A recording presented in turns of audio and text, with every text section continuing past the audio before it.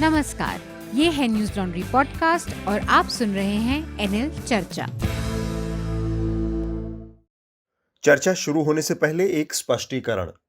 चर्चा में शामिल होने वाले मेहमान पत्रकारों और विशेषज्ञों के बयान उनके निजी विचार हैं। ये न्यूज लॉन्ड्री के विचार नहीं हैं और इनसे न्यूज लॉन्ड्री का सहमत होना जरूरी नहीं है। नमस्कार, मैं हूं अतुल चौरसिया। आपका खर्चा आपकी चर्चा, हफ्ता दर हफ्ता हम एक बार फिर से लेकर आए हैं न्यूज लॉन्ड्री का हिंदी पॉडकास्ट एनएल चर्चा। चर्चा में आज हमारे साथ एक खास मेहमान हैं डॉक्टर अंजलि सिंह।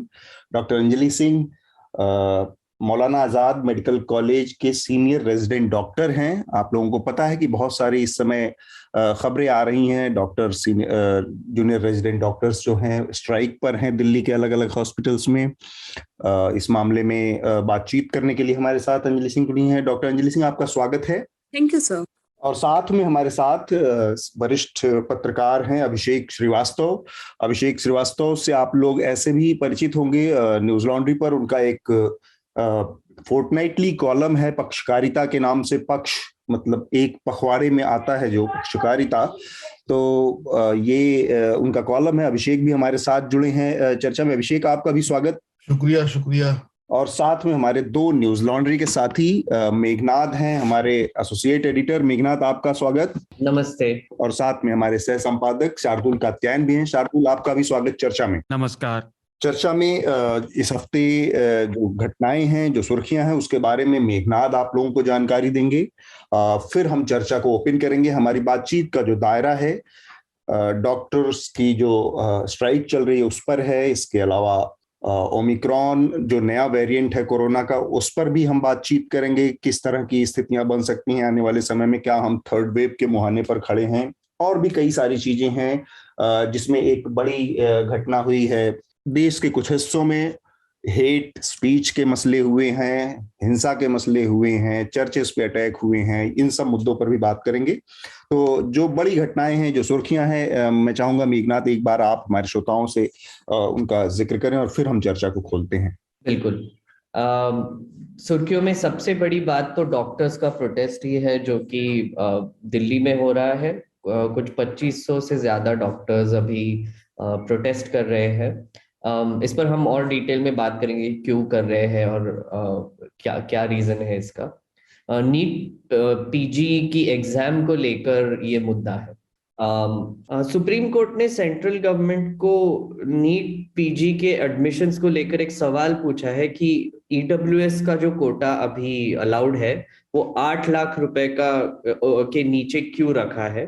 तो अभी फिलहाल जो प्रोटेस्ट चल रहा है इसी से रिलेटेड ये एक खबर है।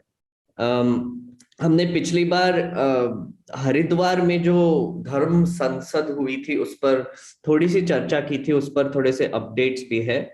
2 लोगों को हेट स्पीच के मामले में अभी बुक कर लिया गया है।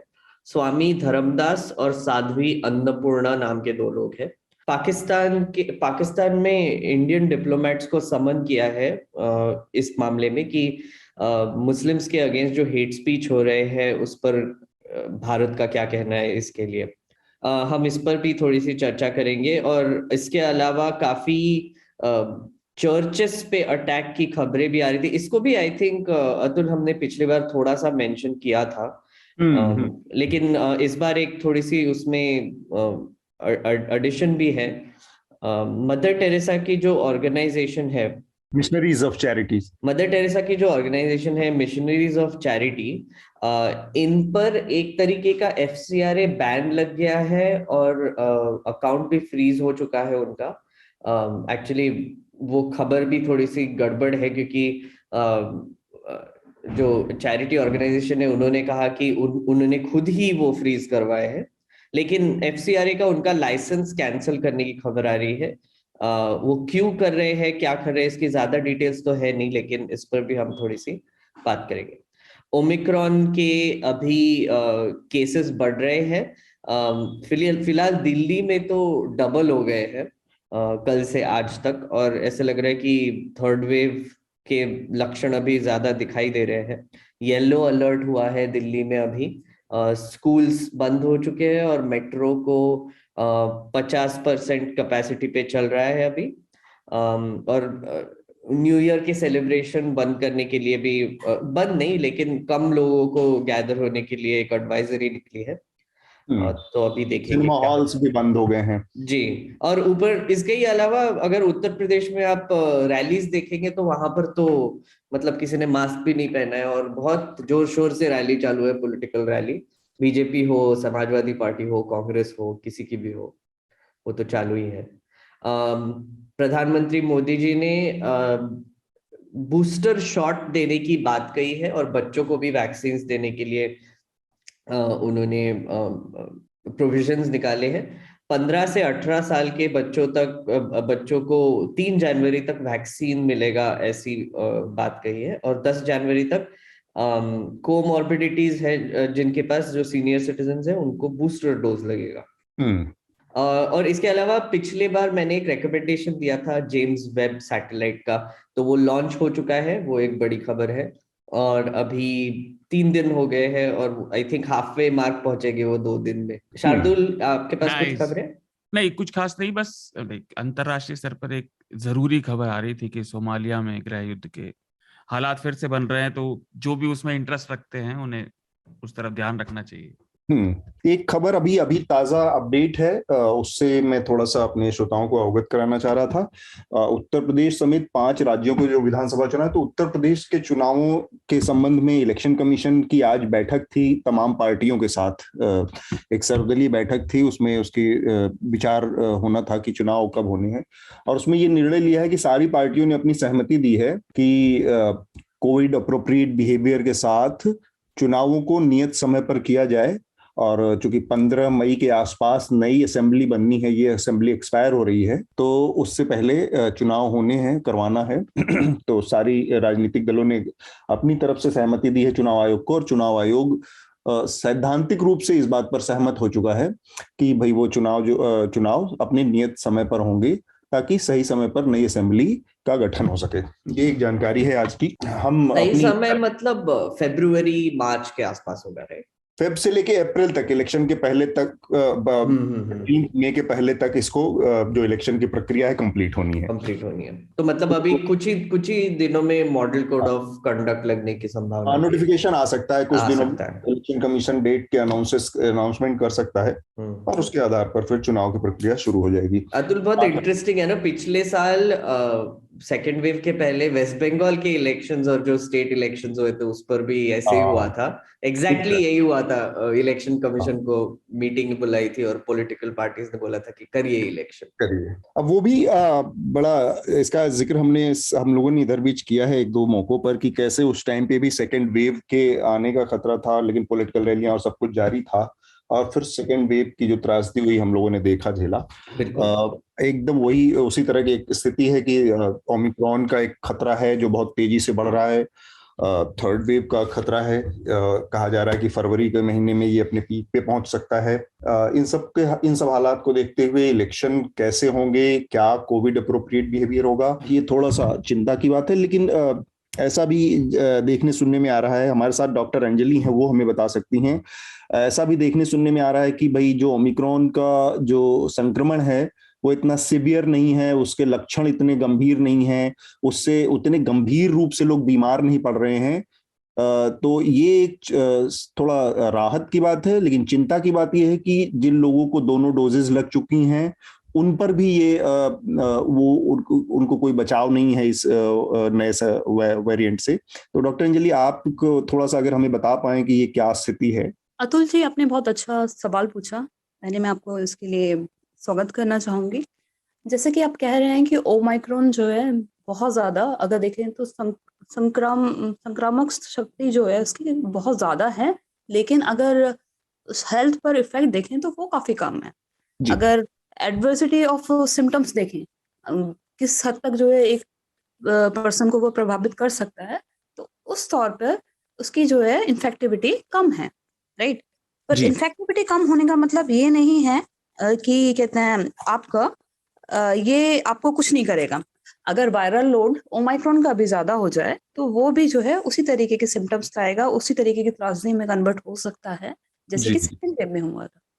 तो अभी इसके ऊपर ऐसा कमेंट करना कि ये बहुत ज्यादा हल्का है और हमें कोई भी कितना कोविड मेजर्स नहीं लेने चाहिए, ये एक बिल्कुल जो है बेफिजुल बात होगी। जी हमें अगर हम अभी अभी से तैयार होके फिर से जो है मास्क सैनिटाइजर्स वगैरह फिर से ले लें, फिर से जो है एडिक्वेट मेजर्स लें, तो हाँ, ये थर्ड वेव को जो है, ये तो नहीं है कि हम टाल सकते हैं, पर हम जो है जो डेथ रेट होता है, जो मॉर्बिडिटी होती है, जो मोर्टिलिटी होती है, जो हॉस्पिटल्स में आपने लाइंस देखी थी, उसे जी कहीं हद तक छोटे छोटे मेजर से कम किया जा सकता महत्वपूर्ण बात है ये कि जो हमारी तैयारी है, हमारी तरफ से जो एहतियात बरतनी है, उसमें कोई ढिलाई नहीं बरतनी चाहिए, वरना उसके नतीजे गंभीर हो सकते हैं। बीमारी अभी भी बनी हुई है। डॉक्टर फाउची ने अमेरिका में भी यही कहा है कि न्यू ईयर के जो सेलिब्रेशन है वो अभी रिस्ट्रिक्ट करने चाहिए। तो आई थिंक यूरोप और अमेरिका में पिछले साल भी पहले वो वेव हिट हुआ था और उसके बाद भारत में आया था, कुछ अप्रैल के आसपास आया था। ये एक किस्म का पैटर्न है वेस्ट से, जो इंडिया में वेव का टाइम है वो हमेशा 2 से 3 महीने लेट ही रहता है, लेट आता है। हमने दोनों वेव में देखी। तो शायद इस बार भी इस तरह की पैटर्न की उम्मीद लोग कर रहे हैं।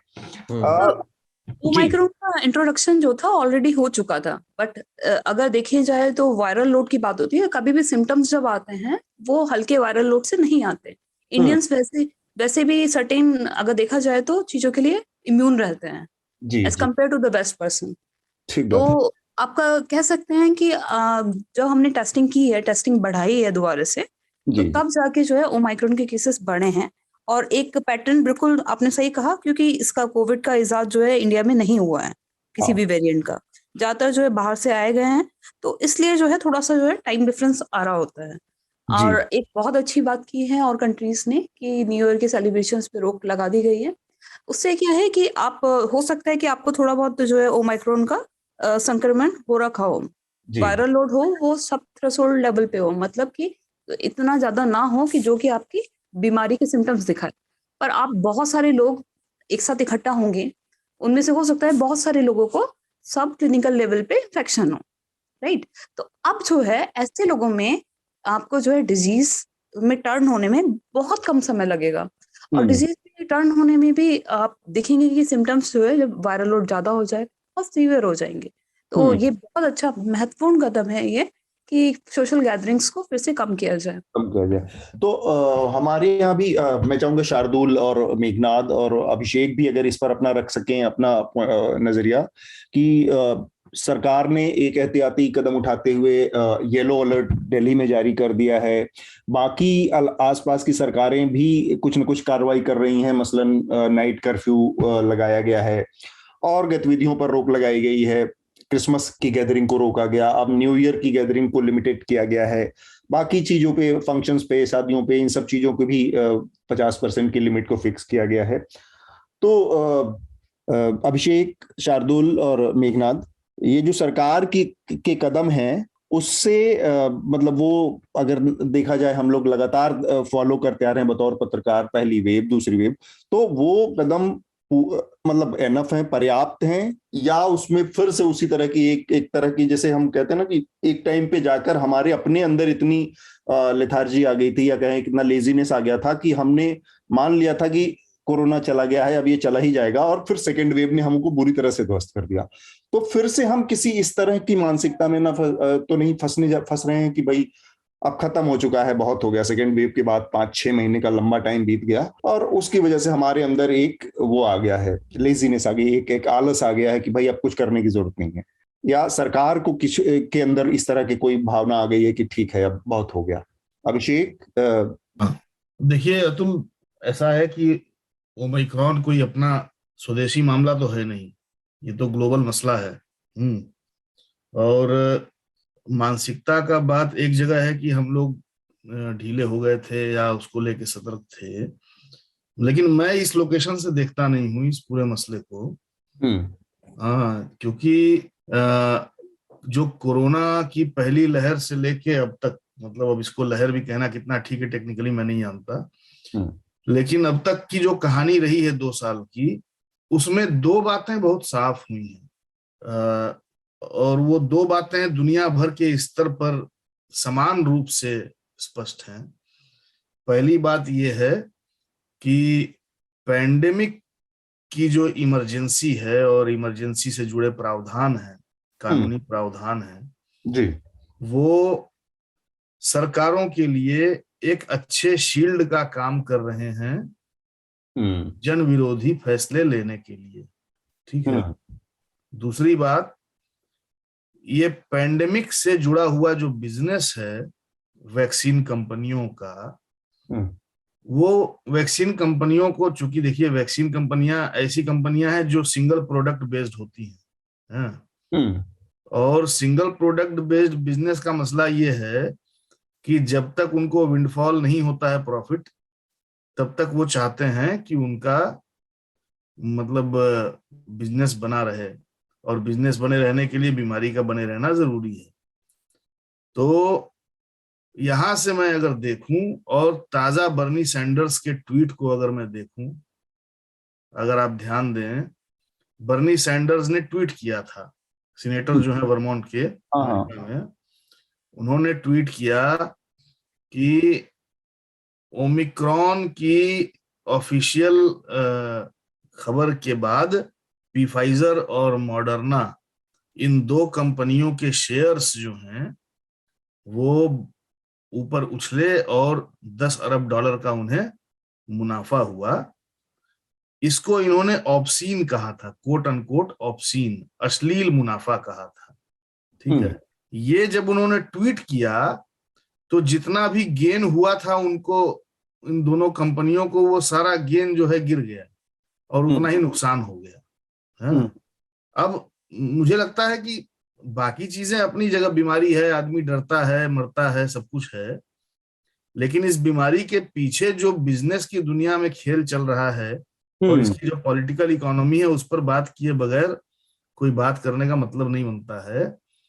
एक सीनेटर कहता है कि दो कंपनियों के ऑब्सीन प्रॉफिट्स हुए और उसके बाद उनका शेयर गिर जाता है और वो सारे प्रॉफिट्स जो है घुस जाते हैं। ठीक है।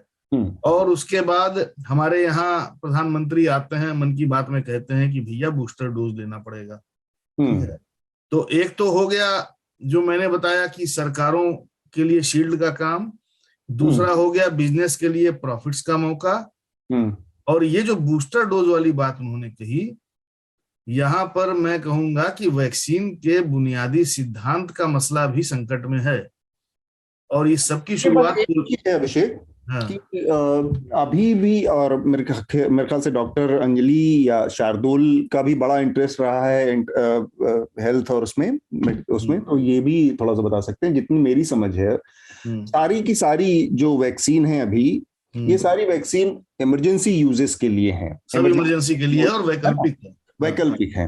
तो अभी इस लिहाज से इस पर कोई निष्कर्ष निकालना ठीक नहीं है, क्योंकि अभी परमानेंट वैक्सीन का इजाद होना बाकी है कोरोना के खिलाफ, और वो जब आएगी, जब तक नहीं आती है तब तक ये इमरजेंसी, ये जो वैक्सीन अवेलेबल हैं, उपलब्ध हैं, ये हमें तात्कालिक या फिर वक्ती तौर पर राहत दे सकती हैं, सीवियर उससे बचा सकती हैं, लेकिन ये परमानेंट उपाय नहीं है। ये जो कहते हैं ना कि ये स्थायी इलाज नहीं है। मैं सही कह पा रहा हूँ अगर डॉक्टर अंजलि?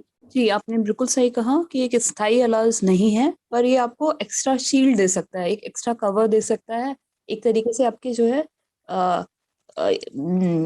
एक एक्स्ट्रा प्रोटेक्शन दे रहा है आपको। इस तरीके से नहीं है कि मैंने वैक्सीन लगवा ली है और मैं पूरी तरीके से स्वस्थ हूँ और मुझे कोरोना हो ही नहीं सकता।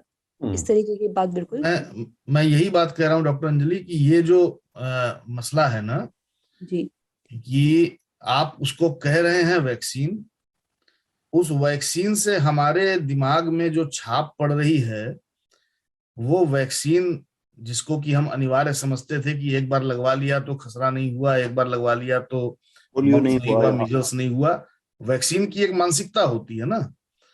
तो हमने तो ग्रहण किया उसको वैक्सीन की मानसिकता से, और आपने कहा कि ये इमरजेंसी यूज का है, हर महीने, हर 6 महीने पे, हर साल पे लगवाओ, हर वेरिएंट पे लगवाओ। मैं कह रहा हूं जो बुनियादी लॉजिक है वैक्सीन के होने का, वो यहाँ डिफाई हो रहा है, और ये एक मॉरल फ्रॉड है। नहीं, ये अभिषेक, मैं मॉरल फ्रॉड मानता हूँ। नहीं, ऐसा नहीं है।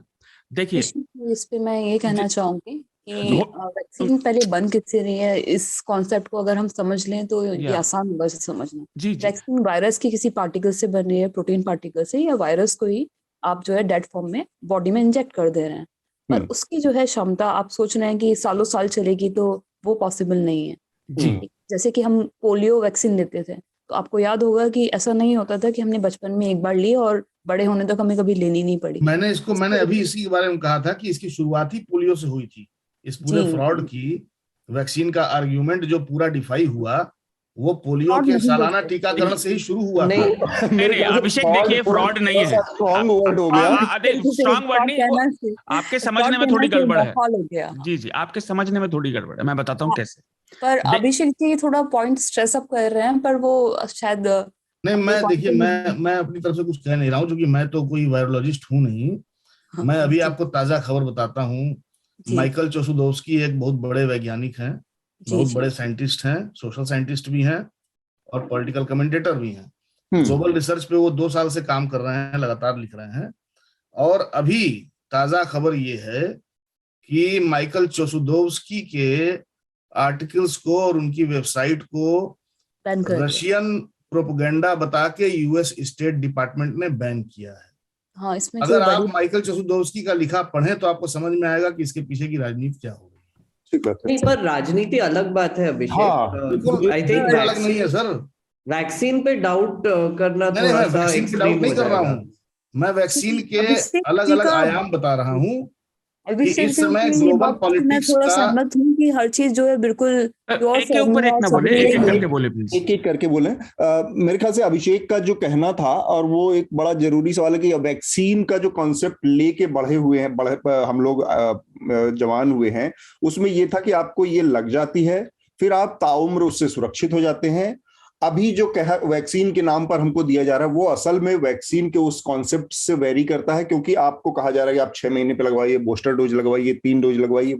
तो एक दायरा है जो अभिषेक के जो स्केप्टिसिज्म है, जो शंका है उनके दिमाग में, वो एक लॉजिकल शंका है कि भाई हम वैक्सीन को किसी और तरीके से अब तक देखते थे, लेकिन इस मामले में एक अलग तरीके से दिखाया जा रहा है। शार्दुल, आप अपनी बात पहले कहें, फिर अंजलि कहें या मेघनाथ कहें। अंजलि कहें। मैं बोल देता हूँ उसके बाद। अभिषेक देखिए, है क्या, पहली बात विज्ञान प्रोग्रेस का है। अगर एक जवाब मिला तो इसका मतलब ये नहीं कि वो जवाब आगे सुधर नहीं सकता। ये विज्ञान के, साइंस के काम करने का तरीका है। हर चीज पे आप सवाल उठाएं, जो सवाल जैसे जैसे रिसर्च के साथ पुष्टि करते रहें, उसमें किसी एक वैज्ञानिक की बात नहीं, वो कोई सा भी विषय हो विज्ञान का। तो जो बायोलॉजी है, जो मेडिसिन साइंस है, वो ऐसे चलती है, सारी साइंस ऐसे चलती है। पिछली मिली जानकारी हमेशा सही रहेगी ऐसा कभी नहीं हो सकता। इंसान की समझ बहुत सीमित है, पहली बात। दूसरी, जो आप कह रहे हैं वैक्सीन का फ्रॉड, देखिए वो भी समझने की गलती है। हर बीमारी का एक अपना प्रकार होता है, उस बीमारी के प्रकार में भी अलग अलग फॉर्म होती है। कैंसर 1000 तरह का है, कैंसर के साथ ये परेशानी नहीं है, हम उसे मैनेज नहीं कर सकते, हमें उसके होने, वो शुरू कब हुई म्यूटेशन हमें नहीं पता चलता। जो आपने पोलियो की बात करी, उस रिसर्च में भी बड़ा हुआ, और पोलियो मोर और लेस सक्सेसफुल है। ये बिल्कुल अलग तरह का वायरस है। इसकी फैमिली में जो लोग पहले आए, हमने जब लास्ट ईयर 2020 में शुरू में चर्चा करी थी, तब मैंने जिक्र किया था। तो पहली जो फॉर्म थी, जो जिसे मर्स कह देते हैं, मिडिल ईस्टर्न या सार्स, उनकी मारक क्षमता जो है ना, जो वो उनकी लिथैलिटी थी वो ज्यादा थी, लेकिन उनकी संक्रामकता बहुत कम थी।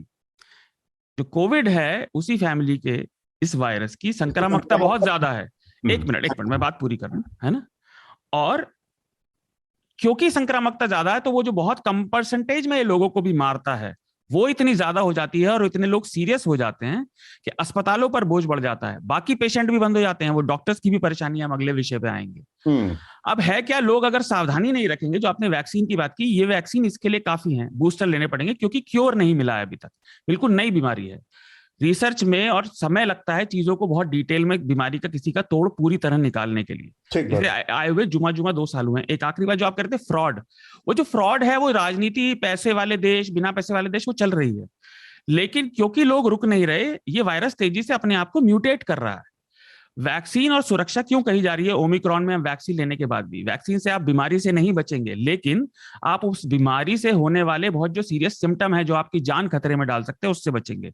और वायरस म्यूटेट नहीं होगा अगर आप सावधानी रखेंगे। तो अगर आप सावधानी नहीं रखेंगे तो वायरस फैलेगा।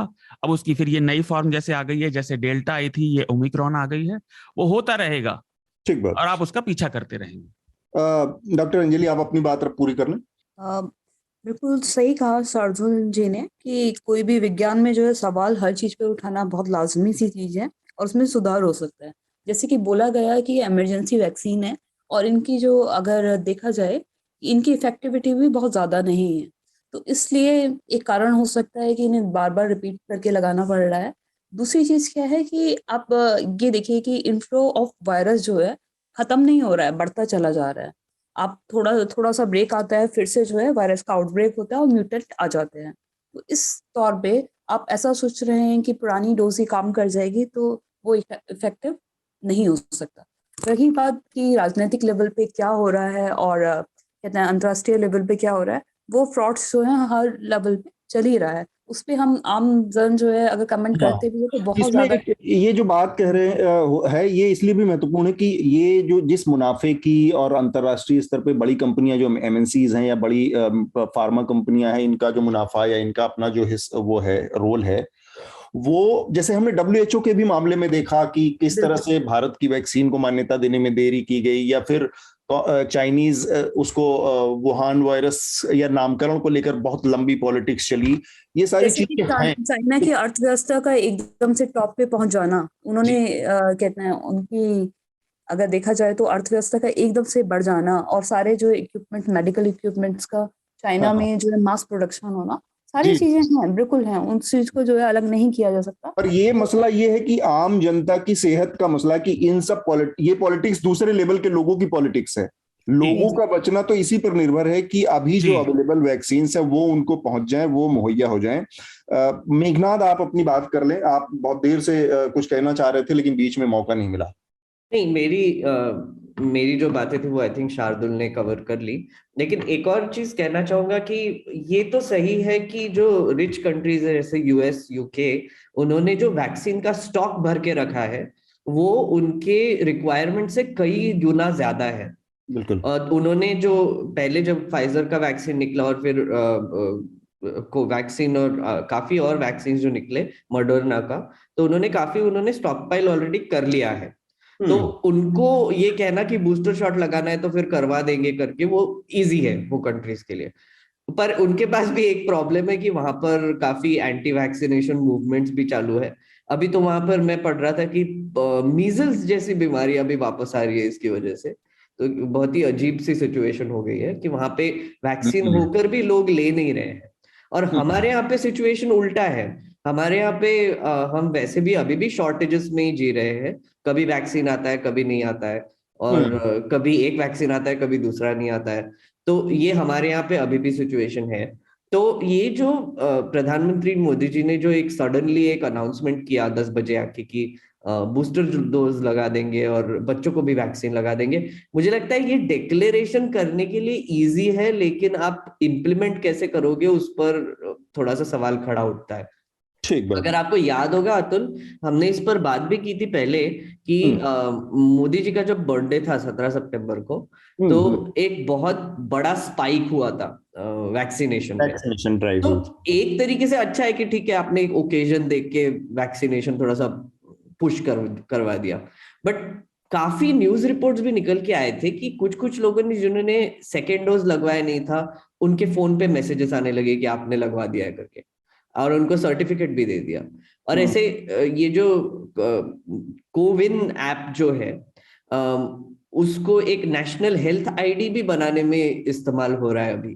तो बैकग्राउंड में हमारी गवर्नमेंट क्या क्या कर रही है कोविड के नाम पे, मैं आई थिंक अभिषेक से वैसे मैं अग्री करूंगा कि फ्रॉड चल रहा है, लेकिन वैक्सीन ये फ्रॉड नहीं है, उसके अलावा जो कि उसके और इन सब चीजों ग्रीड जो है वो काफी फ्रॉडुलेंट है। पॉलिटिकल ग्रीड बोलिए या इकोनॉमिक ग्रीड बोलिए। देखिए वो छोटी सी बात, बड़े देशों ने वैक्सीन ज्यादा स्टॉक पाइल करके रखी और वो खराब होने पर फेंक दी, लेकिन गरीब देशों में नहीं भेजी। वो चल रहा है, लेकिन पूरी रिसर्च फ्रॉड है या वायरस और ये वैक्सीन, ये फ्रॉड नहीं है। और ये भी है एक पैटर्न के तौर पे अगर हम देखें तो कोई भी जो वैक्सीन इजाद हुई है, सभी वैक्सीन्स के परमानेंट उसमें पहुंचने स्टेज में पहुंचने में 10 से 12 साल मिनिमम औसत आया है, जो परमानेंट सॉल्यूशंस जिन वैक्सीन्स में आई हैं। तो उस लिहाज से अभी हम 2 साल का ये वक्त बीता है और बहुत कम वक्त रहा है इस वैक्सीन को समझने या इसके रिसर्च और उसमें निकलने में, तो परमानेंट सोल्यूशन आने में टाइम लगेगा। अभिषेक, आप अपनी आखिरी बात टिप्पणी इस पर करें, फिर हम अपने अगले विषय की तरफ बढ़ें। देखिए, मैं मोटे तौर पे 2 बातें कहना चाह रहा था जिसको शायद समझने में गलती हुई हो या मैं समझा ना पाया। पहली बात ये कि जो राजनीति है, जो दर्शन है और जो आपका विषय है, ये तीनों अलग नहीं है, एक है। इस समय पूरी दुनिया की राजनीति स्वास्थ्य क्षेत्र और फार्मा कंपनियों के इर्द गिर्द संचालित हो रही है, जिसको बिग फार्मा हम लोग कहते हैं। और वहां से इंश्योरेंस की इंडस्ट्री जुड़ी है, वहां से जिंदगी और मौत के खतरे जुड़े हैं, बैंकिंग जुड़ी है और पूरा कैपिटलिज्म जुड़ा हुआ है। ठीक है, अब यहाँ पे तो बैठ के वो समझाना बड़ा मुश्किल है, क्यों वो फिलॉसफी हो जाएगी। अभिषेक जी, मैं ऐड करना चाहूंगी, अगर देखा जाए तो इंश्योरेंस का बिजनेस जो है डर के ऊपर बैठा हुआ है। अगर देखा जाए तो कोविड एरा में इंश्योरेंस एकदम से हाइक भी हुआ है, आपकी इस बात से तो मैं सहमत हूँ, पर क्या कहते हैं, पूरी तरीके से हर चीज को जो है, हर आयाम को नहीं नकारा जा सकता। ठीक बात। तो मैं कह रहा हूँ कि पॉलिटिक्स, फिलॉसफी और फार्मा तीनों जुड़ी हुई चीजें हैं, कोई अंतर नहीं है। इनको डिसाइड कौन कर रहा है? जाहिर सी बात है, इसको कैपिटल डिसाइड कर रहा है। इसको न किसी की सरकार डिसाइड कर रही है, न जनता डिसाइड कर रही है, न बीमारी डिसाइड कर रही है। जिसके पास पैसा है वो डिसाइड कर रहा है। तीसरी बात, जिस पर सबसे ज्यादा ऑफेंस लिया मैंने, जो वायरस वाली बात है, मैं वायरोलॉजिस्ट नहीं हूं, मैं बायोलॉजिस्ट भी नहीं हूं, फिर भी 1996-97 में जब पल्स पोलियो कार्यक्रम शुरू हुआ था तो हम लोग उस समय ठीक ठाक बड़े थे और गांव लोगों ने पहला जो पल्स पोलियो कार्यक्रम मास लेवल पे शुरू हुआ, उसमें वॉलंटियर के तौर पे घर घर 97, हाँ गुरु सही बोलना है। तो बनारस में गांव में घूम के पल्स पोलियो की दवा हम लोग पिलाए थे 1997 में, और एक क्लब चलाते थे और 2 साल ये काम किए। उसके बाद जब नैको बना, नेशनल एड्स कोऑर्डिनेशन ऑर्गेनाइजेशन, तो नैको के कई प्रोग्राम्स में मैंने जो है लिखने पढ़ने का काम किया, अनुवाद का काम किया। ये 2 अनुभव जो है, नैको वाला और पल्स पोलियो इम्यूनाइजेशन वाला, इन 2 अनुभवों का निचोड़ ये रहा, और इनफैक्ट ये सब मौजूद है नेट पे, आप खोजिए, पढ़िए, किताब खोजिए। इन नैको की नाम की एजेंसी आज की डेट में कहीं नहीं है। जिन एजेंसियों को, जिन क्षेत्रों को पैसा बनाना था, उन्होंने नैको के माध्यम से, बिल गेट्स फाउंडेशन के माध्यम से पैसा बनाया, HIV के नाम पे निकल लिए।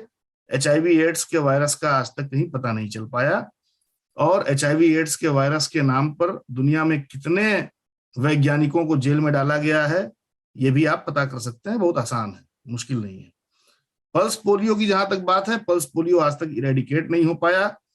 जो लोग ये बात कह रहे हैं कि बहुत धीरे धीरे इवॉल्व होता है वैक्सीन, उनसे यही सवाल है कि भैया 1997 से लेके आज तक कितना साल हुआ? 21 साल और 3 साल, 24 साल। 24 साल में वैक्सीन क्यों नहीं इवॉल्व हो पाई, और पल्स पोलियो आज तक क्यों भारत में बना हुआ है? और दूसरा सवाल कि पल्स पोलियो इम्यूनाइजेशन कैंपेन के दौरान जो 5 लाख बच्चे पैरालाइज हुए, जो कि एक रिसर्च का आंकड़ा है जो हर जगह मौजूद है, उसका जवाबदेह कौन है? सवाल बहुत हैं। मैं किसी साइंटिफिक थ्योरी को नहीं नकार रहा हूं, न मैं साइंस को नकार रहा हूं। मैं कह रहा हूं कि एक शब्द होता है साइंटोलॉजी। साइंटोलॉजी में मत फंसिए, मतलब विज्ञान के रूढ़िवाद में मत फंसिए। वैज्ञानिक दृष्टि रखना अलग बात है, वैज्ञानिक खूंटा पकड़ के जो है जन विरोधी हो जाना एक दूसरी बात है। तो जो प्रो पीपुल स्टांस है, उसको रखते हुए जो सामने इफेक्ट्स हो रहे हैं, उनको देखते हुए मैं अपनी बातें कह रहा हूँ। ठीक बात। मैं वैक्सीन के खिलाफ नहीं हूँ, लेकिन वैक्सीन का जो बुनियादी आर्ग्यूमेंट है, उस आर्ग्यूमेंट को डिफाई किया जा रहा है, ये मैं मान रहा हूँ। इसमें बस एक ही बात मेरे दिमाग में आई, तो ये कि पल्स पोलियो का वायरस, पल्स पोलियो बड़ी संख्या में इरेडिकेट हो चुका है, ऐसा अभी जिस तरह के हम देख पाते हैं, मुझे पल्स पोलियो को पिछले 10 साल 15 साल 20 साल में जवान हुई पीढ़ी में आपको उस तरह से नहीं दिखा जैसे हमने अपने बचपन में देखा है लोगों के साथ, अगर अपने आसपास। ऐसा नहीं कि पल्स पोलियो, और साइंस भी अपने आप में कहीं पे भी अपने को 100% वो रख के नहीं चलता कि इसके बाद ये सारी चीजें पूरी तरह से खत्म हो जाएंगी। उसकी भी अपनी एक सीमा है, उसमें भी उसके भी जैसा आपने कहा कि कुछ लोगों के ऊपर साइड इफेक्ट्स भी होंगे, कुछ लोग पैरालाइज भी होंगे। 5 लाख तकरीबन 4,96,000 का आंकड़ा था। ये साइंस में हर बीमारी के साथ, मतलब जैसे किसी भी विधा में, चाहे एलोपैथी आयुर्वेद, और एक आंकड़ा में और भूल गया, एक आंकड़ा में भूल गया अतुल भाई, एक आंकड़ा में गिना देता हूँ आपको। हाँ, पिछले 1.5 साल से कुछ मित्रों के साथ एक प्रोजेक्ट चल रहा था, ठीक है, हाँ। मतलब कुछ और लोग हैं साथ के, तो उस प्रोजेक्ट में मैं भी किसी स्तर पे जुड़ा हुआ था, और हम लोग पोस्ट वैक्सीनेशन डेथ जो है उसको काउंट कर रहे थे, ठीक है। हाँ। ये मैं इस डिटेल में नहीं जाऊंगा, मैं आपको बता रहा हूं, ये प्रोजेक्ट तो बंद हो गया किन्हीं कारणों से, हाँ, लेकिन 20 अक्टूबर तक का आंकड़ा मेरे पास है, और ये मैं आपको लिखित दे सकता हूं। 20 अक्टूबर 2021 तक भारत में 5,134 पोस्ट वैक्सीनेशन डेथ्स हुई हैं, और ये 5,134 लोगों के प्रोफाइल मेरे लैपटॉप में मेरे सामने है। लेकिन अभिषेक, एक बात आई थिंक उससे कुछ नहीं बदलता अभिषेक, उससे कुछ नहीं बदलता। शार्दुल एक सेकंड, एक बात क्लैरिफाई करनी चाहिए। ये जो आपने आंकड़े बताए, ये प्रूव नहीं कर सकते कि वो वैक्सीन की वजह से ही हुआ है। ना बिल्कुल नहीं कर सकते। मैं तो देखिए मैं गणित का विद्यार्थी हूँ भाई साहब, मैं तो बता रहा हूँ कि 2 + 2 4 भी आप प्रूव नहीं कर सकते अगर मैं डोमेन बदल दूं तो। नहीं, लेकिन आप ऐसे मतलब मसला ये मतलब प्रूव करने का मसला नहीं है ना। मैं क्या कह रहा हूँ, आप एक तरीके से कह रहे हैं कि वैक्सीन की वजह से लोग मरे। अरे भाई, मैं तो ये भी नहीं कह पाऊंगा कि इतने लोग जो मरे हैं 40 लाख वो कोरोना की वजह से मरे हैं। ये आपने बहुत फनी कहते हैं तरीके से लेके जा रहे हैं। कभी भी जो है, देखिए, मैं फनी बात करें, मैं आपको उदाहरण बताता हूँ। अभिषेक जी, मैं एक अस्पताल में गया, मैं मैं एक अस्पताल में गया, एक सेकंड, डॉक्टर अंजलि को, इसी साल की बात, और डॉक्टर से मैंने मुझे लग रहा है विषयांतर हो रहा है, एक मिनट। जी विषयांतर हो रहा है, कॉन्स्पिरेसी थ्योरी में जा रहा है। केवल ये आपको एक छोटा सा इंस्टांस बता दूं, है, मैं अभी 4-5 महीने पहले लॉकडाउन के बीच में एक अस्पताल में गया, प्राइवेट अस्पताल था। वहां मैंने डॉक्टर को, अपनी वाइफ को दिखाया। उसके बाद मैंने डॉक्टर से पूछा, डॉक्टर साहब ये बताइए कि आपके यहाँ कोरोना से मौतें हुई हैं? बोला हाँ हुई हैं। हम बोले कंफर्म है कि वो कोरोना से ही मौतें हैं? बोला कि हाँ जी। हम बोले बाकी और बीमारियों से मौतें हुई हैं कि नहीं? बोले नहीं, बाकी बीमारियों का तो मुझे नहीं पता, लेकिन कोरोना से हुई है। तो मैंने कहा कि ये बताइए, जो मौतें हुई हैं उनको कोरोना में डाला गया है कि मौतें कोरोना से हुई हैं? उन्होंने मुझे डांट के भगा दिया वहां से। बिल्कुल मैं बताता हूँ क्यों भगा दिया, और उन्होंने ठीक किया, क्योंकि उनके पास उस समय पेशेंट ऐसे थे जो बाहर मर रहे थे। ये सवालों का जवाब देने का समय अलग था। बिल्कुल ठीक बात, बिल्कुल ठीक बात, लेकिन मैं कह रहा हूँ कि इन सवालों का जवाब मिलना चाहिए, कभी मिलेगा। दूसरा, राजनीतिक कारणों से भी जो है, अगर आपको बोल दिया जाता है, हमेशा जो है राजनीतिक कारण ज्यादा सर्वोपरि हो जाते हैं। हो सकता है कि राजनीतिक कारणों में डर ना हो जाए आमजन के प्रति, शायद उस डाटा को कम कर दिया जाता है। इसको इस लिहाज से भी समझा जा सकता है, जैसे हमारे तमाम रिपोर्टर सेकेंड वेव के दौरान फील्ड में थे। अब मैनुअली हम लोगों ने जाके कुछ चीजें की, जैसे जाके कब्रिस्तान और स्मशान में नंबर्स काउंट किए, रजिस्टर में मिलान किया, नॉर्मल डेज में कितनी डेथ आती थी, बॉडी आती थी, इस टाइम पे कितनी आई। जी मैंने खुद किया। हॉस्पिटल, हाँ शार्दुल आपने भी, हॉस्पिटल में गए हम, हॉस्पिटल में हमने मिलान किया कि डेथ की क्या है, कैपेसिटी क्या है उनके यहाँ, बाकी चीजों की कंजम्पशन की कैपेसिटी क्या थी और नॉर्मल डेज में अब क्या है, मतलब ऑक्सीजन की कैपेसिटी कितनी बढ़ी, इंजेक्शन की कैपेसिटी कितनी, बाकी दवाओं की कितनी बढ़ी, और जो दवाओं की बढ़ी उस दवाओं में किसकी बढ़ी। तो इससे तो आप ये अनुमान तो लगा लेते हैं, आप ये अनुमान लगा लेंगे, लेकिन जब दर्ज करने की बात आएगी, कागजी कानूनी प्रक्रियाओं की बात आएगी, वो आप साबित नहीं कर पाएंगे। ये सिस्टम का फ्लॉड है, ये इनएफिशिएंसी है। चाहे आप कहिए कि मेडिकल सिस्टम में हमारे दिक्कत है, हमारे यहाँ ऐसे भी बहुत जो हमारा जो स्वास्थ्य व्यवस्था है बहुत ही पिछले जमाने की है, पूरी तरह से चरमरा गई। वो दिख गया उसकी सीमाएं सेकेंड वेव के दौरान कि वो क्या कर सकती है क्या नहीं कर सकती। तो हॉस्पिटल की बेड की रिक्वायरमेंट तक पूरी नहीं हो पाती, हम लोग इतने इनएफिशिएंट हैं। डॉक्टर्स की कमी तो है तो ही। ये सारी चीजें ऐसी हैं जिसमें हम मतलब एक ऐसी चीजों में हमारी बहस क्या होता है कि बहुत दूसरी तरफ चली जाती है, तो थोड़ा सा हम अपने विषय पर लौटने की कोशिश करते हैं। इसका एक बहुत महत्वपूर्ण हिस्सा है अभिषेक ने जो बताया कि किस तरह से जो फार्मा कंपनियों का अपना है कि भाई वो इंटरनेशनल पॉलिटिक्स हो रही है और मुनाफे का जो धंधा है वो एक हिस्सा है, और वो वैक्सीन जैसी चीजों के साथ बहुत महत्वपूर्ण हिस्सा है, मुनाफे वाली बात है। जो अभी हम बात कर रहे हैं एक ऐसे पेंडेमिक से गुजर रहे हैं जिसमें लोगों को बचाने का और प्रो पीपल जिसका जो जनवादी जो रुख है जिसका जिक्र अभिषेक आप कर रहे हैं, उसका सबसे बढ़िया तरीका यही है कि लोगों को बचाया जाए। लोगों को बचाने का फिलहाल हमारे पास तरीका यही है कि जो वैक्सीन अवेलेबल है या जो चीजें अवेलेबल हैं वो उनको मिले और बिना किसी भेदभाव के मिले। जैसे एक वैक्सीन इक्वलिटी वाली बात आई थी, जैसे इंटरनेट इक्वलिटी की बात बीच में चली थी, वैक्सीन इक्वलिटी भाई किसी को कुछ काम दाम पे मिलेगी, ये सारी चीजों से बचते हुए लोगों को मिले, यही अभी जनवादी तरीका है जब तक कोई परमानेंट सोल्यूशन नहीं है। समय का थोड़ा सा अभाव है तो हम अपने अगले विषय की मैं तरफ। एक बात कहना चाहूंगी कि हमेशा जो है बचाव हमेशा जो है ट्रीटमेंट से ज्यादा कारगर होता है। तो वैक्सीन और ये सारे मेजर्स जो है प्रिवेंशन करके जरूरी नहीं है कि सेकेंडरी ट्रीटमेंट तक हम नहीं पहुंचेंगे पर परसेंटेज कम हो जाएगी, वो फिर भी मैनेजेबल होगी। तो मैनेजेबल लाना इससे ओवरवेल्म नहीं होगा, ज्यादा भार नहीं पड़ेगा सिस्टम के ऊपर भी, क्योंकि उसकी तो सीमाएं हमें पता है ना, कितना अक्षम है नाकारा है, तो इसलिए उसके भरोसे भी अब बैठने का कोई मतलब नहीं है, खासकर जब हमारे सामने 2 वेव्स हो चुकी हैं और बड़ी संख्या में मौतें हो चुकी हैं। बिल्कुल, हमारे पास बहुत अच्छे एग्जाम्पल मिले हैं। सेकेंड वेव तो बहुत ही त्रासदी वाली थी, तो इससे हमें सबक लेना चाहिए। लेकिन बचाव के वो तरीके, वो थाली पीटने वाले तरीके ना अपनाएं। उम्मीद है मुझे लगता है कि इस बात दिया जलाने और ताली पीटने और थाली पीटने वालों से तो सबकी सहमति है, और पूरी दुनिया में ऐसा कोई कहीं उदाहरण नहीं मिलेगा कि इस तरह से कोरोना भगाया गया हो। सरकारी इलाज जितना खतरनाक है उससे ज्यादा खतरनाक सरकारी बचाव है। जी ऐसे मत कहिएगा क्योंकि सरकारी अस्पताल में काम करने वाले हम डॉक्टर्स का मनोबल मत इन्होंने कहा सरकारी इलाज, सरकारी अस्पताल नहीं कहा, सरकारी इलाज मतलब जो सरकार इलाज बता रही ताली थाली, उसकी तरफ उनका इशारा था। मैं पब्लिक आप अपने रिलीजियस कारण से काम कीजिए पर एक बीमारी को बीमारी ही रहने दीजिए। बिल्कुल। और एक चीज और है मेरे ख्याल से, यहाँ पर सारे लोग कम से कम इस बात पे सहमत होंगे कि हम सब लोग व्यक्तिगत रूप से, मैं अपनी बात कह सकता हूँ, पब्लिक सेक्टर हेल्थ सिस्टम बहुत रोबस्ट होना चाहिए, बहुत एफिशिएंट होना चाहिए और उसमें सबसे ज्यादा ध्यान दिया जाना चाहिए।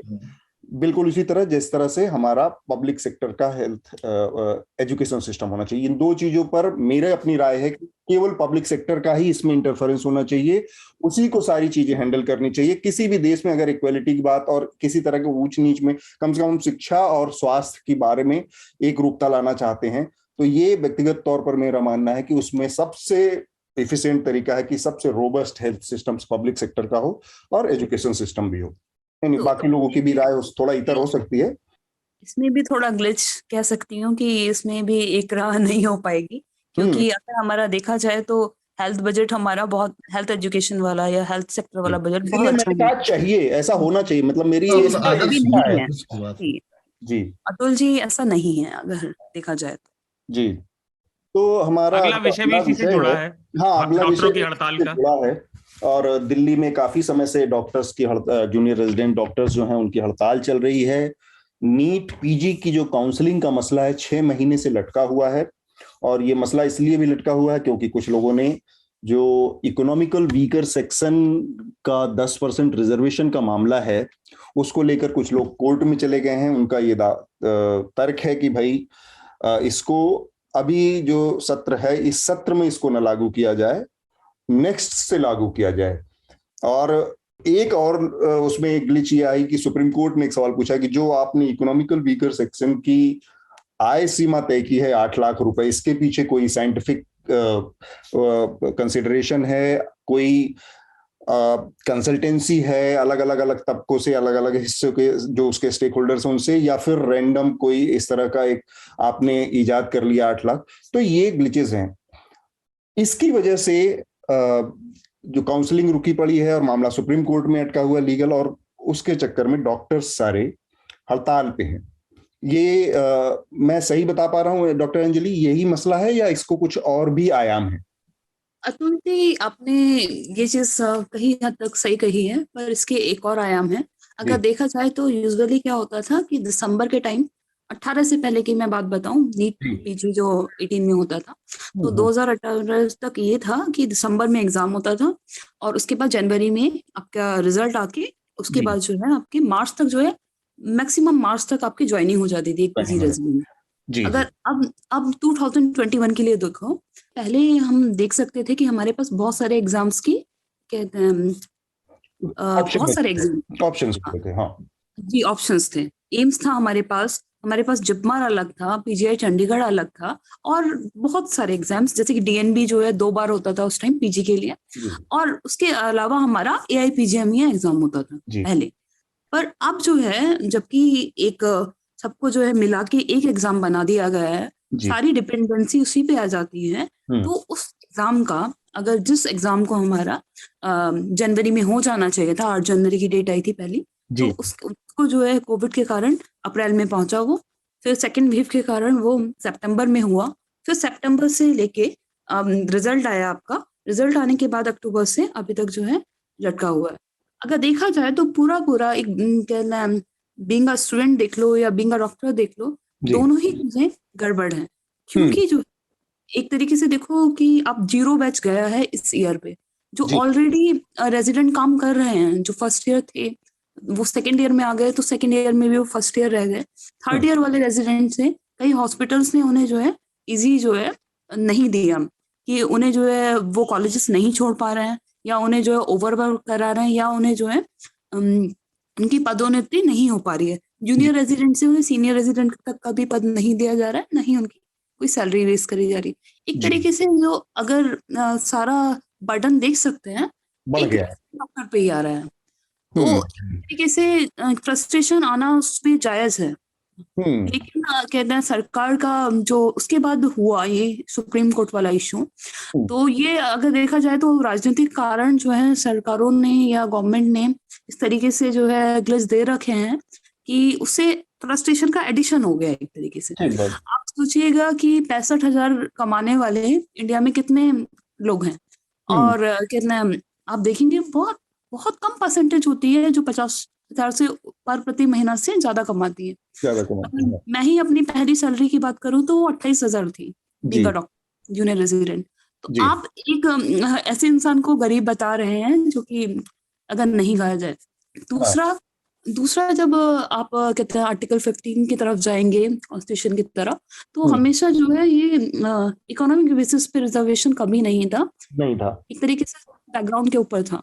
तो एक तरीके से हो सकता है, मुझे इतनी ज्यादा जानकारी नहीं है सरकारी की या राजनीतिक मामलों में, परंतु मैं इतना कह सकती हूँ कि इसे रिकंसिडरेशन पे लेना चाहिए, और इससे जो है राजनीति से थोड़ा सा अलग करना चाहिए, और चीजों को इम्प्रूव करने की कोशिश करनी चाहिए।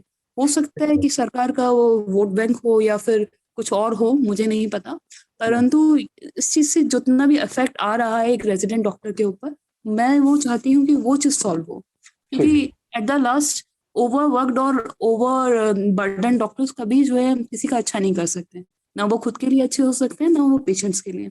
इसी बात। कारण कह सकते हैं कि ज्यादा झड़प बढ़ रही है या डिस्पेरेंसी आ रही है लोगों के बीच में।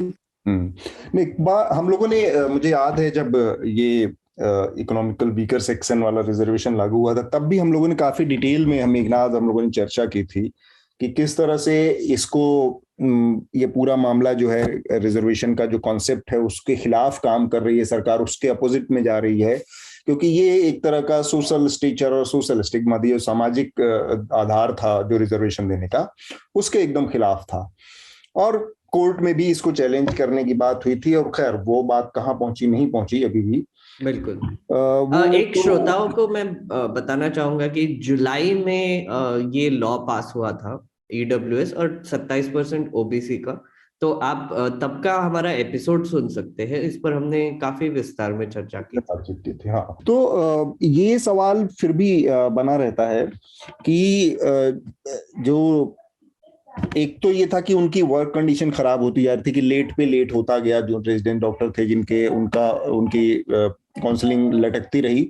ऊपर से ये जो कोर्ट में मामला गया, तो सरकार की जो भूमिका है वो भी एक थोड़ा सा लापरवाह नजर आती है, लचर नजर आती है, कि उसने समय रहते इस मामले को कोर्ट के सामने ठीक से प्रस्तुत नहीं किया, या कोर्ट में इस मामले को किसी निपटारे तक नहीं ले गई।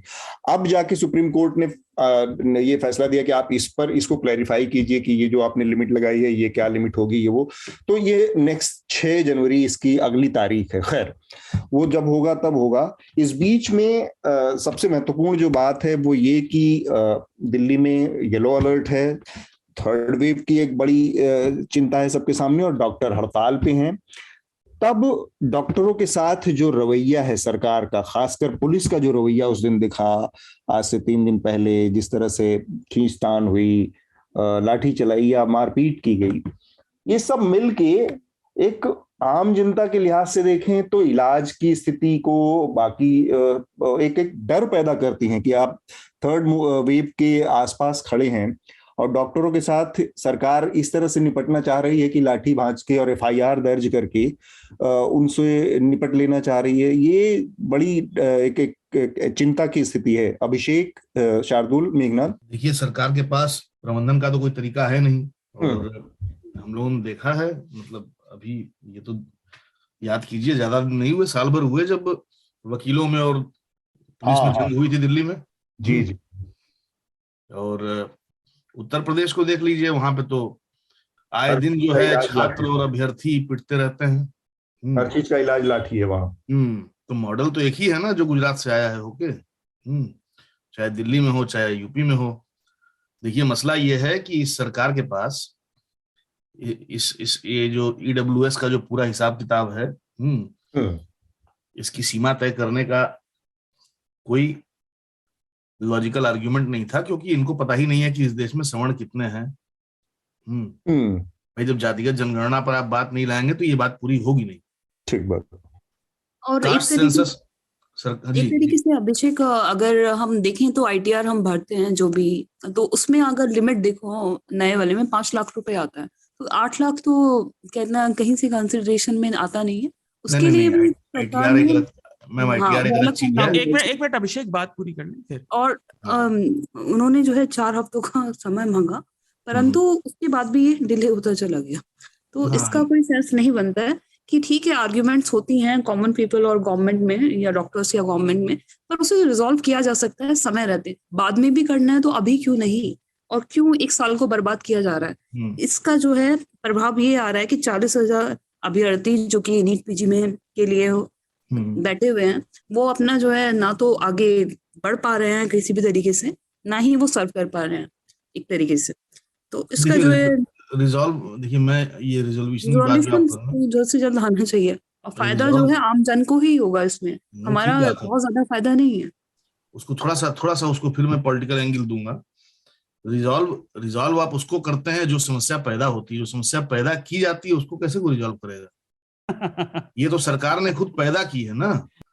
सरकार ने कास्ट सेंसस कभी करवाया नहीं, 3 साल 4 साल से दबाव पड़ रहा है कि भैया जातिगत जनगणना करवा लो, उसके बाद जो करना है करो। तो जब 8 लाख रुपए की तस्वीर होगी ना हर चीज की, भाई किसको क्या देना है क्या नहीं देना है। एक तो EWS कैटेगरी बनाया, वो ना SC में है, ना ST में है, ना OBC में है। आरक्षण का बुनियादी सिद्धांत जो है वो आर्थिक आधार पर होना नहीं है। आरक्षण जो बुनियादी रूप से किया गया था वो सामाजिक पिछड़ेपन का आधार पे किया गया था, वो आपकी कमाई या आर्थिक आधार पे नहीं किया गया था। और ये कैटेगरी इन्होंने बना दी आर्थिक आधार पे। चलिए 8 लाख रख दिया, तो 8 लाख के पीछे कोई आर्ग्यूमेंट तो होगा। तो आर्ग्यूमेंट इसलिए नहीं है क्योंकि इनको पता ही नहीं है कि इस देश में सवर्ण कितने हैं, और गरीब सवर्ण कितने हैं, अमीर सवर्ण कितने हैं। तो कहाँ से ये लाइन खींचेंगे? तो अब ये रिकंसिडर करने की बात कर रहे हैं।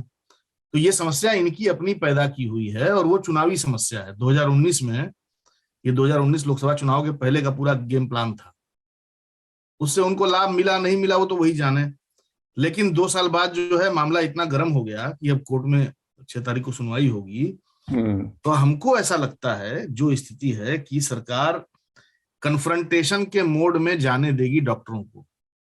मुझे ऐसा लगता है कि सरकार छूट देगी कि ठीक है जी। अब आज का आप नोटिस देखिए, एम्स ने रेजिडेंट डॉक्टरों के उसको 1 महीना बढ़ा दिया है, उसकी अवधि को काम करने की। कि आप इमरजेंसी है 31 जनवरी तक काम करो। ठीक है, अब काम पे जाएंगे नहीं, वाजिब बात है, काम पे नहीं जाएंगे। उधर से सरकार जो है मानेगी नहीं, मामला कोर्ट में अटका रहेगा, कन्फ्रंटेशन होगा सड़क पे। उस कन्फ्रंटेशन के बीच में सरकार ईडब्ल्यूएस का कोटा जो है चुपके से लागू कर देगी, जो पुराना फार्मूला है। मेघनाथ, हाँ, एक चीज डॉक्टर अंजलि ने कही वो बहुत इम्पोर्टेंट थी कि सरकार बेसिकली बिल्कुल सही है कि सरकार को अब पता नहीं है क्या करना है, उनके पास एक्सप्लेनेशन नहीं है, तो वो कोर्ट में काफी डिले करते जा रहे हैं। मतलब हर बार जब हियरिंग आती है तब वो और समय मांगते हैं और समय मांगते हैं, और अभी हम जनवरी 6 तक पहुंच गए हैं। यार ये बड़ा बड़ा मसला है। मैं चाहूंगा अगर मेघनाथ या कोई अभिषेक आप बता पाए, जितने इस तरह के मामले हैं जिसमें कॉन्स्टिट्यूशनैलिटी इन्वॉल्व है, कॉन्स्टिट्यूशनल उसके मामले सब के सब सुप्रीम कोर्ट में लटके हैं, तो कहीं ना कहीं सरकार और सुप्रीम कोर्ट के मामले में ये जो मसला है, चाहे वो इलेक्टोरल बॉन्ड का मसला हो, चाहे वो रिजर्वेशन का मसला हो, चाहे वो 370 का मसला हो, कॉन्स्टिट्यूशनल मसले सब के सब लटका के आप अंतहीन समय तक कैसे लटका के रख सकते हैं भाई? तो मुझे लगता है कि एक मतलब आप अगर सोचिए कि अभी अगर ये हियरिंग चलने दी, सरकार ने कुछ ऐसे अड़ंगा नहीं लगाया और चलने दी, तो मुझे नहीं लगता ये ईडब्ल्यूएस का एटलीस्ट नीट में जो कोटा है वो मेंटेनेबल रहेगा, राइट। उसके ऊपर से सुप्रीम कोर्ट ने ऑलरेडी एक ऑर्डर दे चुके हैं कि आप 50% से ज्यादा रिजर्वेशन नहीं दे सकते एक स्टेट में। तो काफी स्टेट्स में जैसे तमिलनाडु एक्सेट्रा ये ईडब्ल्यूएस और ओबीसी के कोटा की वजह से ऑलरेडी एक्सीड हो चुका है। तो दो तरीके से ये स्ट्राइक डाउन हो सकता है, और अगर सुप्रीम कोर्ट ने नीट का ईडब्ल्यूएस का कोटा स्ट्राइक डाउन कर दिया तो जो कॉन्स्टिट्यूशनल अमेंडमेंट किया था, जो कि आपने कहा कि इलेक्शंस को देख के मद्देनजर रख के किया था, वो उस पे भी खतरा आ जाएगा, उस पे भी सवाल खड़े होने लगेंगे, और फिर लोग बोलेंगे कि अगर ईडब्ल्यूएस नीट का नहीं है तो फिर किसी का होना नहीं चाहिए।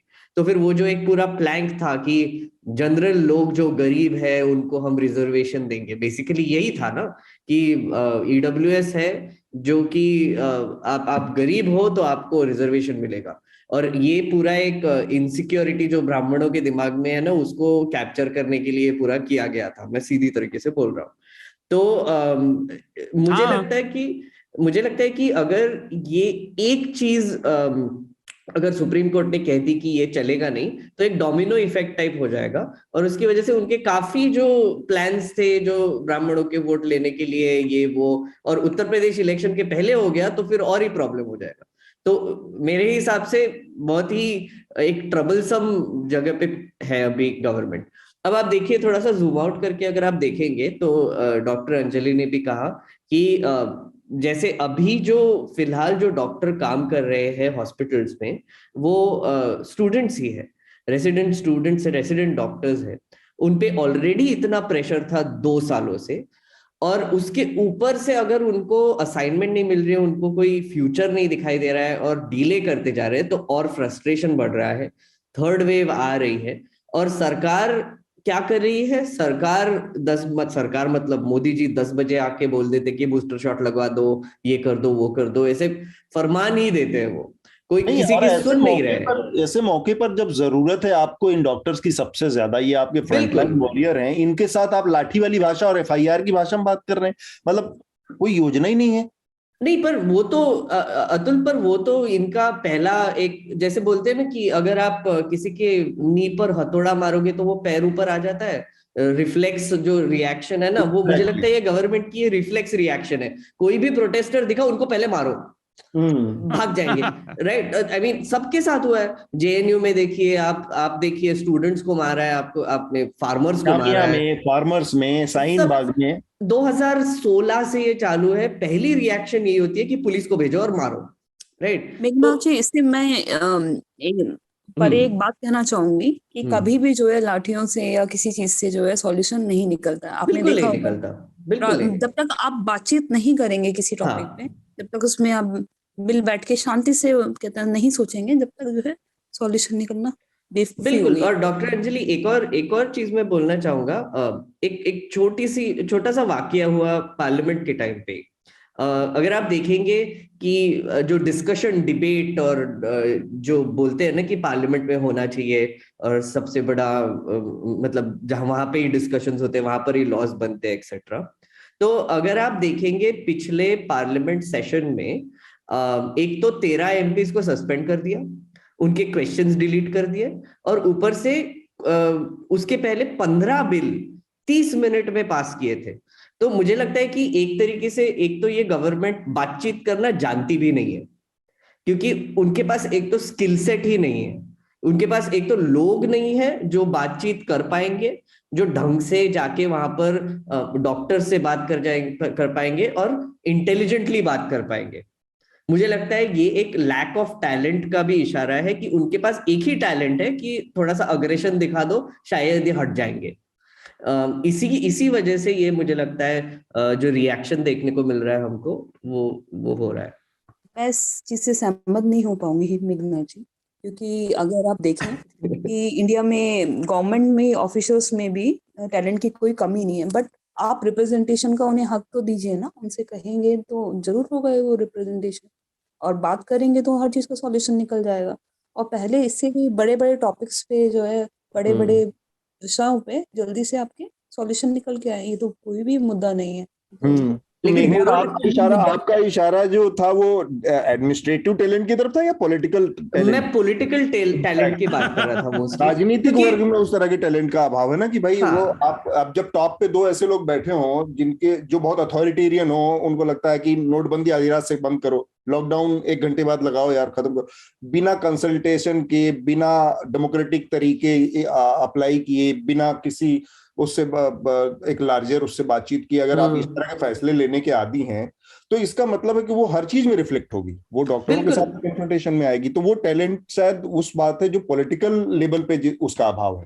जी, और बिल्कुल डॉक्टर अंजलि आपने बिल्कुल सही कहा कि ब्यूरोक्रेटिक लेवल पे और साइंस के लेवल पे, इवन आईसीएमआर जैसी ऑर्गेनाइजेशंस है जहां पर इतने बड़े बड़े साइंटिस्ट बैठे हैं जो कि अगर गवर्नमेंट चाहे तो उनको रिप्रेजेंटेटिव बना के बातचीत भी हो सकती है, सॉल्यूशंस निकल सकते हैं। लेकिन हमारे यहाँ पे प्रॉब्लम यही है ना कि एक तो ब्यूरोक्रेट्स को पूरी तरीके से अपने थंब के नीचे रखना है, और ऊपर से पॉलिटिकल मास्टर्स को बेसिकली सब डिसीजंस लेने हैं, और उनके पास उतना नॉलेज नहीं है डिसीजंस लेने के लिए, और इसी वजह से ऐसी सिचुएशंस बार बार आती है। जैसे फार्म प्रोटेस्ट में भी हमको यही दिखा कि फार्मर्स से कंसल्टेशन किसी ने किया ही नहीं। जो मुद्दा फार्मर्स के बारे में, तो उनसे बातें करनी चाहिए थी पर किया नहीं। पॉलिटिकल मास्टर्स ने डिसाइड किया कि नहीं, हमको पता है सब कुछ, हमने जो किया वो सही है। और यही मुझे लगता है डॉक्टर्स के भी मामलों में हो रहा है। बिल्कुल। शार्दुल, आप अपनी आखिरी बात रखें। जी, सारी बात लगभग सभी ने कर ली है, लेकिन जैसा पहले आप सभी ने कहा कि सामाजिक सच्चाई और जिस वजह से ये आरक्षण का मुद्दा भी नहीं, आरक्षण जरूरी क्यों है, इसके बहुत लंबी बहस है, बहुत लोगों ने इस पर बहुत विस्तार से अध्ययन किया है, बातें करी है, सबके लिए अवेलेबल है। लेकिन कोई ये कहे कि इसे साइड में करके बात हो जाएगी, वो नहीं हो सकती। अब सरकार जो कर रही है वो तो करेगी ही, लेकिन अब मामला क्या फंस गया है कि ये सारी लड़ाइयां फंस गई पैंडेमिक में, और मौजूदा सिस्टम को इन्होंने पिछले साल से भी कुछ ठीक कर लिया होता ना, तो अभी जो आज सिचुएशन है इस विषय की वो ऐसी नहीं बनी होती। कुछ ही तो निगोशिएशन पे पहुंच ही जाते। इन्होंने किए दिखावे, जैसे अभिषेक ने भी पहले कहा था, आप दिखाने के लिए तो फूल बरसा रहे हैं और डंका बजा रहे हैं, जो भी कर रहे हैं, लेकिन असल में आप स्वास्थ्य सेवाओं को सुधारने के लिए कुछ भी नहीं कर रहे। अगर ईमानदारी से तंत्र की परेशानियों को निकालते तो उसमें मेहनत लगती, तो उससे फाइनेंस का, उसमें जो इम्प्लीमेंटेशन है, वहां जो घपले हैं जिनके बारे में हम वैक्सीन के विषय में भी बात कर रहे थे, उन नलों को बंद करना पड़ेगा ना, पाइपों को रिपेयर करना पड़ेगा। अब डॉक्टरों की आप हड़ताल पीट कर बंद कब तक कराएंगे, उनसे काम तो लेना ही है।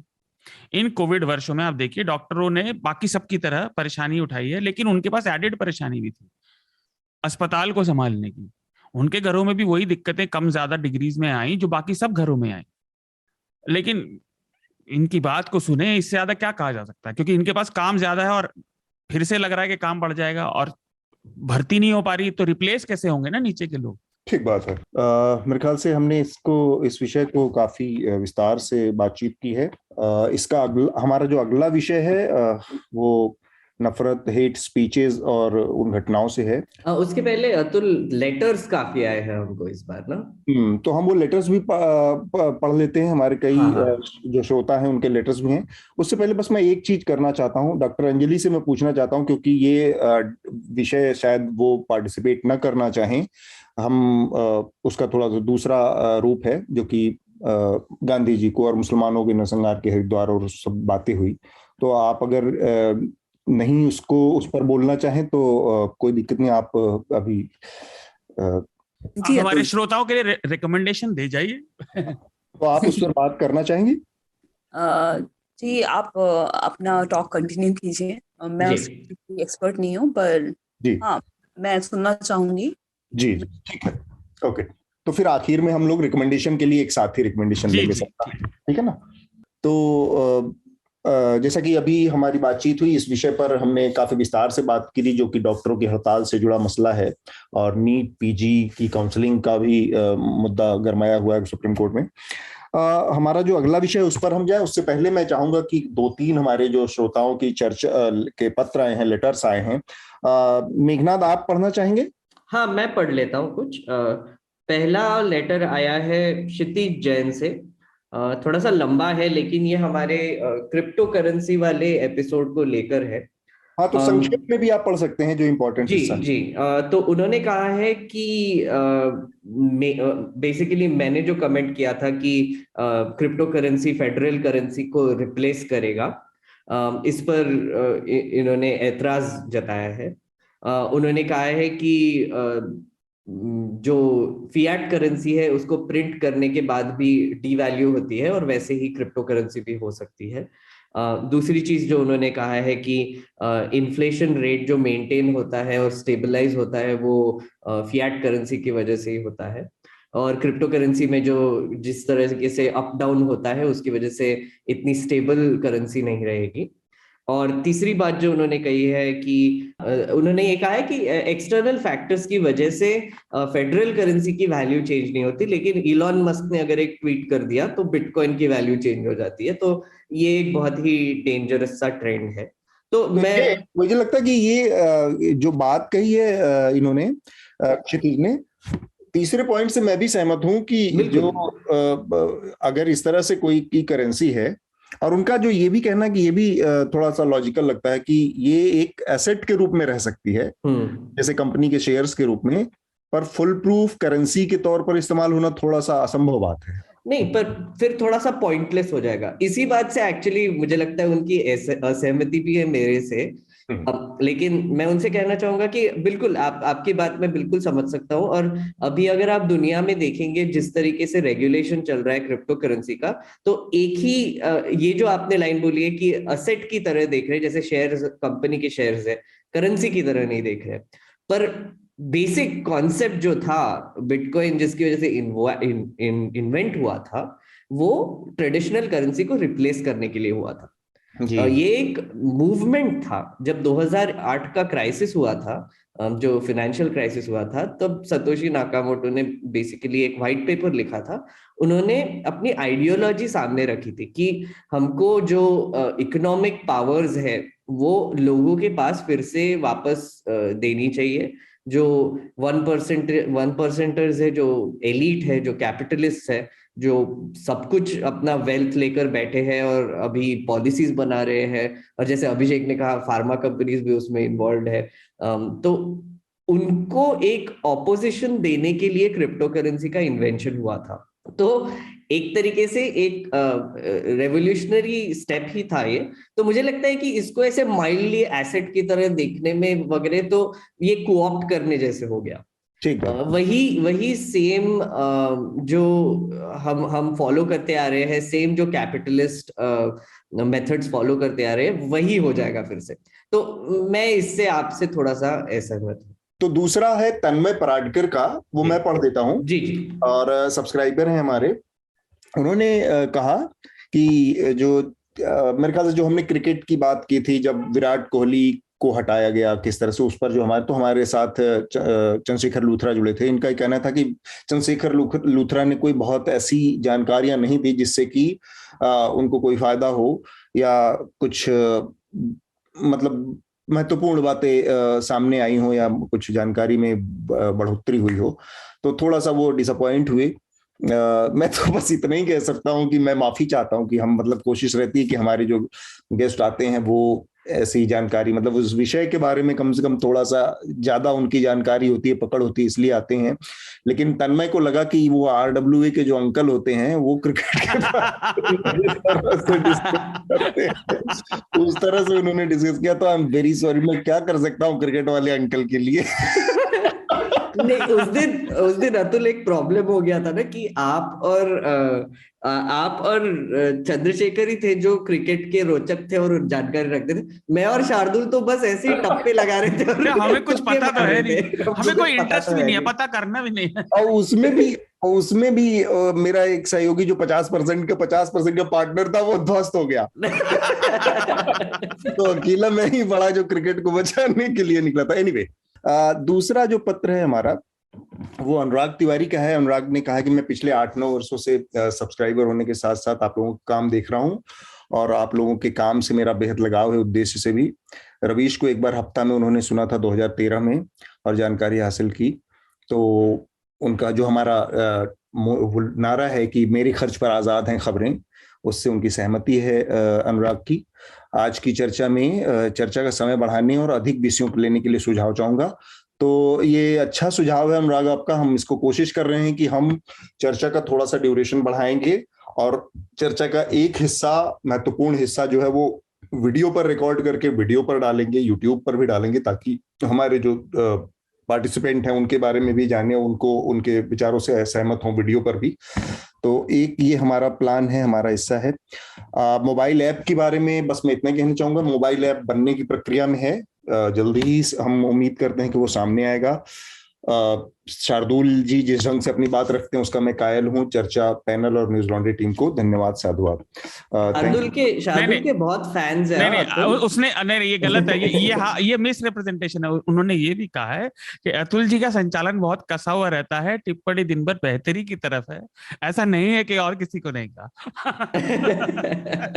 तो मैं तो बस उसको अवॉइड करना चाह रहा था, क्योंकि मैं अपनी तारीफ क्या करूं यार। बुरे सच को अवॉइड ना करने आप सिखाते हैं, बुरे सच को अवॉइड ना करें, अच्छे को क्यों कर रहे हैं? अच्छे को एक और चीज अतुल, YouTube पे भी एक्चुअली काफी कमेंट्स आए थे, उनको मैं बताना चाहूंगा कि ये जो वीडियो वाला जो मामला है, ये हमने एक टेस्ट रन किया था 2 हफ्ते पहले और आई थिंक लोगों को बहुत पसंद भी आया। तो हमने डिसाइड किया है कि हम हर दूसरा एपिसोड वीडियो पर करेंगे और ये हम जनवरी से शुरू करेंगे। यस। तो अभी फिलहाल हम ऑडियो में ही डाल रहे हैं आपके जो सब भी एपिसोड्स हैं, तो आप वो वहां पे सुन सकते हैं और पॉडकास्ट एप्स पर भी आप सुन सकते हैं पूरे एपिसोड। जहां पर भी आप जिस भी प्लेटफॉर्म पे अपना पॉडकास्ट इस्तेमाल करते हैं सब जगह पे अवेलेबल है जी। एक और छोटा सा बस लेटर है नेहा का, वो भी मैं पढ़ ले रहा हूँ जल्दी से। ऑनेस्टली दो I am not a native Hindi speaker, I enjoy चर्चा much from more than hafta. I feel it is better structured. The panelists are better prepared for the topics to cover, and the guests are also of a better caliber. It is my weekend ritual by now. It will be a real treat if more topics could be covered, and duration would be as long, if not longer than hafta. It would be a treat to not hear Atul keep having to say समय का something समय का ध्यान रखते हुए, समय का मैं बेसिकली ये कहता हूँ, समय का थोड़ा सा अभाव है, समय की कमी है। तो उसको something जो कहता है, मेरे ख्याल से अभाव को पकड़ नहीं पाई। तो ये है नेहा। लेकिन हाँ, ड्यूरेशन जो आपने बात कही है, इसको हम थोड़ा सा कोशिश कर रहे हैं बढ़ाने की, और आई थिंक आज का ही लंबा जाएगा। नहीं, पर आज तो न्यू ईयर वाला है। चलो जी, तो हम अपने जो हमारा एक और टॉपिक अभी बचा हुआ है, एक विषय जिस पर हमें बात करनी है, उस पर हम वापस लौटते हैं। हरिद्वार में एक धर्म संसद का आयोजन हुआ और उसमें कुछ साधु संत जैसे दिखने वाले लोगों ने मुसलमानों के खिलाफ आपत्तिजनक बातें कही, महात्मा गांधी के खिलाफ आपत्तिजनक बातें कही, देश के एक पूर्व प्रधानमंत्री डॉक्टर मनमोहन सिंह हैं, उनको गोली मारने की बातें कही गई। इसी तरह की एक धर्म संसद का आयोजन साधु नुमा दिखने वाले कुछ लोगों ने छत्तीसगढ़ में किया, रायपुर में किया। वहां पर खुलेआम मंच से महात्मा गांधी जी को गाली दी गई बापू के खिलाफ अपशब्द कहे गए और मुसलमानों के खिलाफ अलग अलग तरीकों से निशाना बनाया गया। इसी बीच में क्रिसमस बीता है, जब हमारे सामने अलग अलग तरह की घटनाएं हुई। हमने पाया कि आगरा में कुछ लोगों ने सेंटा क्लॉज के एफिजी जलाई, उनके पुतले जलाए, और कुछ जगहों पर चर्च के अंदर घुसकर, कर्नाटक में इस तरह की तस्वीरें आई जहां पर चर्च में बजरंग दल के लोग घुस गए, और हरियाणा में इस तरह की घटनाएं आई, लोगों को क्रिसमस सेलिब्रेशन से रोका। ये अपने आप में बड़ी विचित्र तस्वीर है। जो नफरत का पूरा कारोबार है इस तरह से चल रहा है, मैं इसको दूसरे थोड़ा सा नजरिए से देख रहा हूं कि जो उत्तराखंड में हुआ वहां पर बीजेपी की सरकार है, कर्नाटक में हुआ वहां पर बीजेपी की सरकार है, छत्तीसगढ़ में जो, और जो हरियाणा में भी हुआ या उत्तर प्रदेश में भी जो हुआ, मध्य प्रदेश में जो स्कूल पर हमला हुआ वो उस पर तो हम लोगों ने पिछले हफ्ते बात करी। हाँ। छत्तीसगढ़ की जो घटना है वो मुझे ज्यादा चिंता इसलिए डालती है कि वहां पर कांग्रेस की सरकार है और वहां के मुख्यमंत्री हैं भूपेश बघेल। उनका एक बयान आया और उस बयान में उन्होंने बहुत सिलेक्टिव तरीके से गांधी जी के खिलाफ जो बातें कही गई हैं उस पर सख्त से सख्त कार्रवाई होगी। असल में मसला कार्रवाई होने का नहीं है, क्योंकि इस तरह की चीजें फैशन बन गई हैं। कार्रवाई से अब कुछ होना नहीं। कार्रवाई असल में उस स्तर पे होनी चाहिए जो कार्रवाई मिसाल बने, जिस कार्रवाई के बाद ये फैशन बनने से रुक जाए चीजें, कि फैशन नहीं बननी चाहिए या लोगों को 4 बार सोचने पर मजबूर करें ऐसा करने से पहले। अब हम उस अवस्था में हैं, क्योंकि जिस तरह की भाषा का इस्तेमाल इस व्यक्ति ने किया जो केसरिया पहने हुए था और गांधी जी को लेके, उसके बाद अब केवल ये कह देना और ये राजनीतिक जो घिसे जुमले हैं कि भाई कार्रवाई होगी, प्रशासन अपना काम करेगा, ये मुझे बहुत ही निराशाजनक लगा। और राहुल गांधी और ये तमाम लोग इतनी बड़ी बड़ी बातें करते हैं, लेकिन इस चीज को अरेस्ट करने के लिए, रोकने के लिए, अगर भूपेश बघेल का यही तरीका है कि भाई कार्रवाई होगी, प्रशासन कार्रवाई करेगा, तो बहुत ही चिंता की बात है। दूसरा, जो हरिद्वार में हुआ उसकी बात मैं कह सकता हूं, क्योंकि हमारे रिपोर्टर वहां गए थे और जिस तरह से वहां पर कार्रवाई के नाम पर लीपापोती हुई है उसकी मैं थोड़ा सा जानकारी देना चाहता हूं।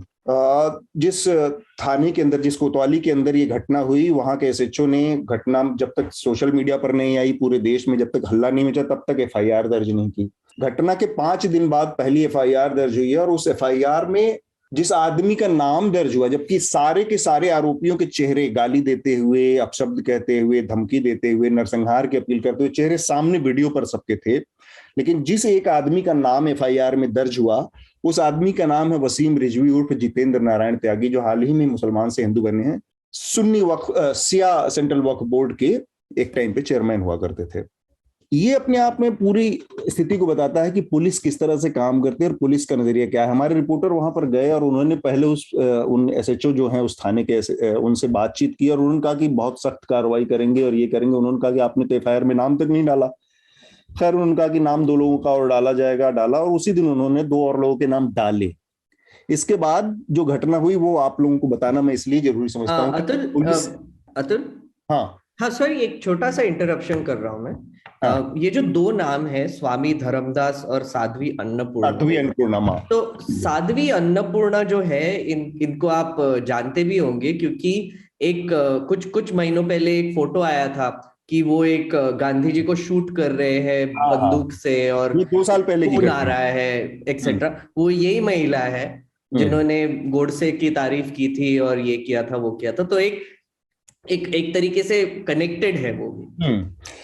तो यहां से इस थाने के एसएचओ से मिलके जब हमारे रिपोर्टर इनके आश्रम में पहुंचे, जिस आश्रम में ये, जिस ऑडिटोरियम में घटना हुई थी, पीछे से एसएचओ भी वहां पहुंच गए और हमारे रिपोर्टर के मुताबिक वहां पर उन्होंने देखा कि वो पीछे से पहुंचे वहां पर आधे घंटे बाद और चप्पल उतार के अंदर गए, पैर जूता उतार के और पैर छुआ और बाद में निकल के इन्होंने देखा कि सामने वो रिपोर्टर खड़ा है हमारा, तो एकदम से असहज हो गए और फिर सर झुका के धीरे से निकल गए। तो वहां पर इन्होंने पूछा तो यति नरसिम्हानंद सरस्वती और वहां पर जो उसके संचालक हैं, दोनों लोगों ने कहा कि हमारा दर्शन करने आए थे, चरण छूने आए थे। ये स्थिति है पुलिस की कि कार्रवाई जिसके ऊपर करनी है उसका चरण छू रही है, उसके बाद कार्रवाई की आप उम्मीद क्या करते हैं। इसलिए ये कॉन्टेक्स्ट थोड़ा सा हमारे श्रोताओं को देना जरूरी था। जो भूपेश बघेल का रवैया है या जो छत्तीसगढ़ में हुआ, उसके बाद ये अपने आप में कोई मसला रह जाता है। अभिषेक, सबसे पहले आपकी टिप्पणी और फिर शार्दुल और मेघनाथ से भी, कि राजनीतिक वर्ग चाहे जो भी हो, मतलब अगर छत्तीसगढ़ में भी ये हो सकता है तो फिर राजनीतिक पार्टियों की जो लाइन है वो कोई मायने ही नहीं रखती। नहीं, इसमें आश्चर्य क्यों हो रहा है, हमको तो ये समझ में नहीं आ रहा। क्योंकि वहां पर कांग्रेस की सरकार है, हमको लगता था कि कम से कम कांग्रेस की जहां सरकार है वहां पर गांधी जी को के बारे में ऐसी भाषा तो नहीं होगी। नहीं, ये ठीक है, मतलब एक सदिच्छा हो सकती है। देखिए, ऐसा है कि कम्युनलिज्म के मसले पर कांग्रेस और बीजेपी में बुनियादी तौर पे इतना ही फर्क है कि कांग्रेस जो है किसी भी तरह की सांप्रदायिकता का इस्तेमाल या हेट स्पीच का इस्तेमाल जरूरत के हिसाब से करती है, और भाजपा जो है वो बिना जरूरत के भी कर लेती है। हाँ, मतलब उसकी विचारधारा का हिस्सा है। इतना फर्क है, इससे ज्यादा नहीं। अब मसला भूपेश बघेल का है। वहां तो कार्यक्रम में 3 लोग कांग्रेस के थे, 2 पूर्व विधायक थे। एक उन लोगों ने वहां पर प्रोटेस्ट दर्ज नहीं कराया, मौके पर तालियां बजती। नहीं कहा तो उसे, मतलब ये तो कांग्रेस के भीतर रह के कोई सेकुलर ही रहेगा या महात्मा गांधी को गाली पड़ने पे बोलेगा, ये तो मतलब इसका कोई मतलब नहीं बनता है।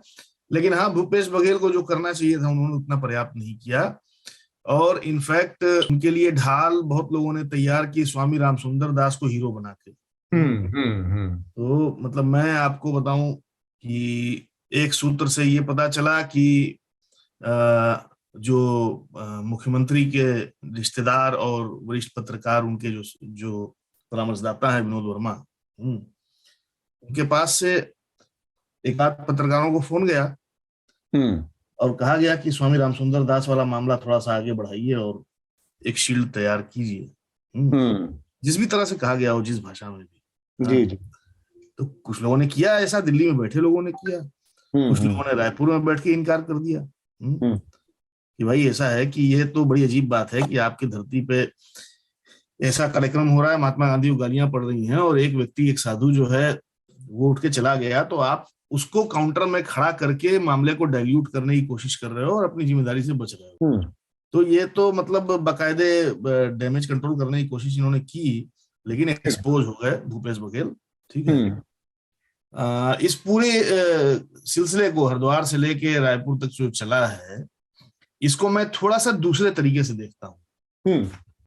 और देखिए, सांप्रदायिकता और ये 7 साल हो गया है, अभी सब पे बात करने का कोई मतलब नहीं है, क्योंकि इस 2014 में जब ये सरकार आई थी, उसके बाद उन जगहों पे भी शुरुआती 100 दिनों में चर्चों में हमले हुए थे। अगर आप याद करें, सबसे पहले 100 दिन मोदी सरकार के, तो उन जगहों पे भी हमले हुए थे जहां पे भाजपा की सरकार नहीं थी।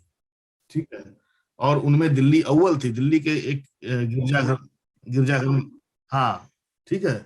और बाद में इसको मोल्ड करके इस तरह से डाइल्यूट किया गया कि वो शराबी था और शराब पी के उसने ईंटा उखाड़ा, याद कीजिए। तो ऐसी घटनाएं हुई हैं और लगातार होती रही हैं। मैं दूसरे तरीके से इसको देखता हूं। मैं इसको ऐसे देखता हूं कि जो किरदार हैं इनमें वो कौन कौन हैं, थोड़ा सा उनको जांच लें। अभी शार्दुल भाई ने बताया कि वो मैडम जो है अन्नपूर्णा, मेघनाथ ने बताया। हाँ, मेघनाथ जी ने, हाँ, कि वो अन्नपूर्णा महात्मा गांधी की मूर्ति पर गोली चला रही थी 2 साल पहले। हाँ, 26 जनवरी। ये साध्वी अन्नपूर्णा एकदम नया नाम है। ये 1.5 साल पहले तक, 1 साल भर पहले तक नाम नहीं था। इनका नाम था पूजा पांडे। हाँ, सुनिए, ये है पूजा शकुन पांडे। और ये बन गई साध्वी 2-3 साल पहले, जब ये गोली चलाती हुई पाई गई नकली पिस्तौल से, असली पिस्तौल से मूर्ति पर। और इन लोगों ने क्या किया था कि मेरठ में और अलीगढ़ में बड़ी बड़ी सभाएं करके 2017-18 में हिंदू न्यायालय स्थापित किया। भारतीय न्यायालय के समकक्ष, उसके समानांतर एक parallel Hindu justice system in लोगों ने, बिल्कुल ठीक बात, मेरठ में हिंदू न्यायालय इन्होंने बनाया कि भाई हमारा हिंदू राष्ट्र जब आएगा तो हम उसका न्यायालय यहाँ पे होगा। और उस हिंदू न्यायालय, उनका सुप्रीम कोर्ट मेरठ में होगा। मेरठ में होगा। बड़े दिन से हमारी मांग ये थी मेरठ में एक हाई कोर्ट की बेंच खुल जाए, उन्होंने वाला सुप्रीम कोर्ट खोल देते हैं। सीधे सुप्रीम कोर्ट पहुंच गया। मजे की अभिषेक बात जी, मैं इतनी जोर से इसलिए हंस रहा हूँ, मैं मेरठ में पला बड़ा हूँ। अच्छा तो बहुत अच्छा है, बहुत बढ़िया है।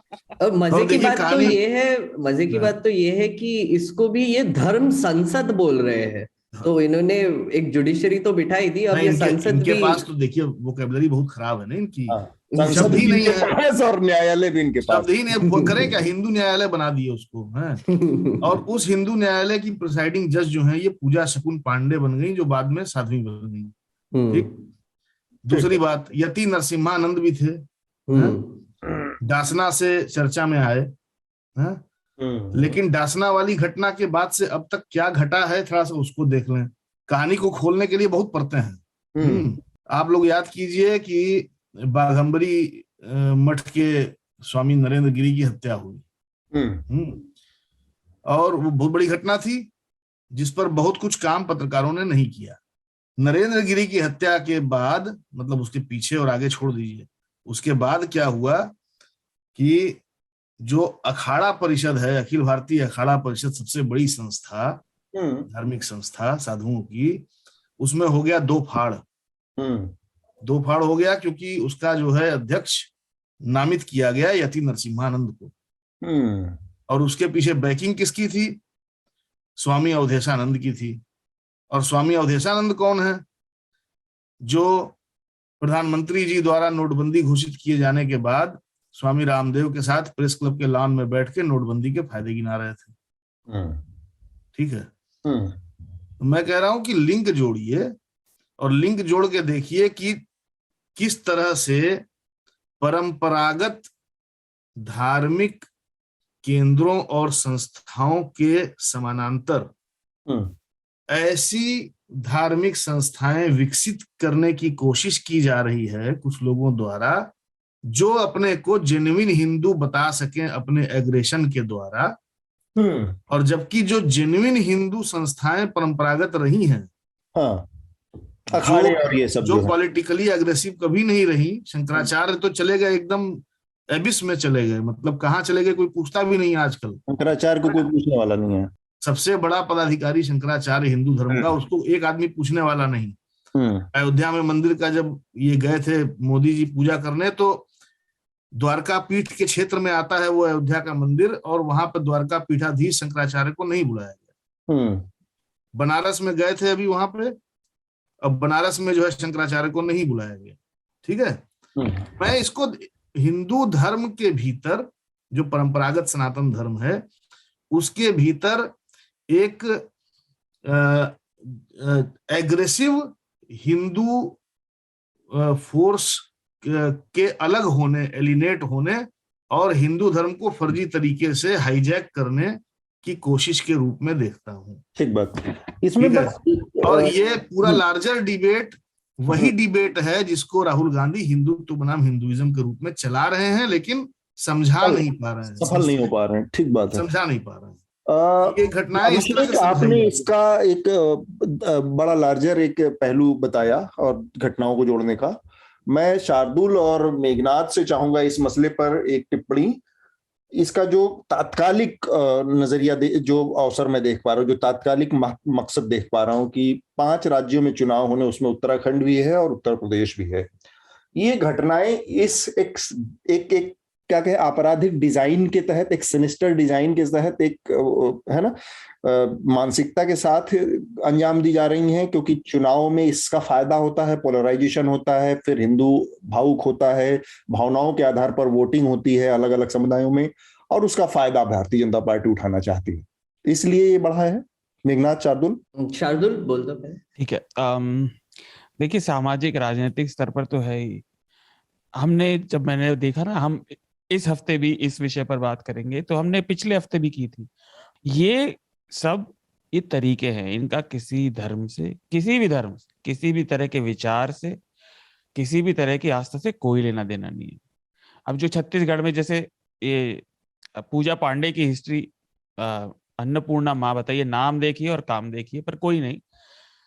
अन्नपूर्णा माँ की जो हिस्ट्री बताई, ये जो छत्तीसगढ़ में जिन्होंने बोला कालीचरण, यह व्यक्ति सभासद जी का चुनाव हार चुका है। फिर मैंने थोड़ा सा देखा ये है कौन भाई, हम बात करने वाले हैं, तो इनकी कालीचरण बनने की कहानी वाहियात है। इनका कहना है ऑन रिकॉर्ड कि इनके पैर टूट गए 90 डिग्री पर, मतलब हड्डियां पूरी तरह टूट गई और अलग हो गई।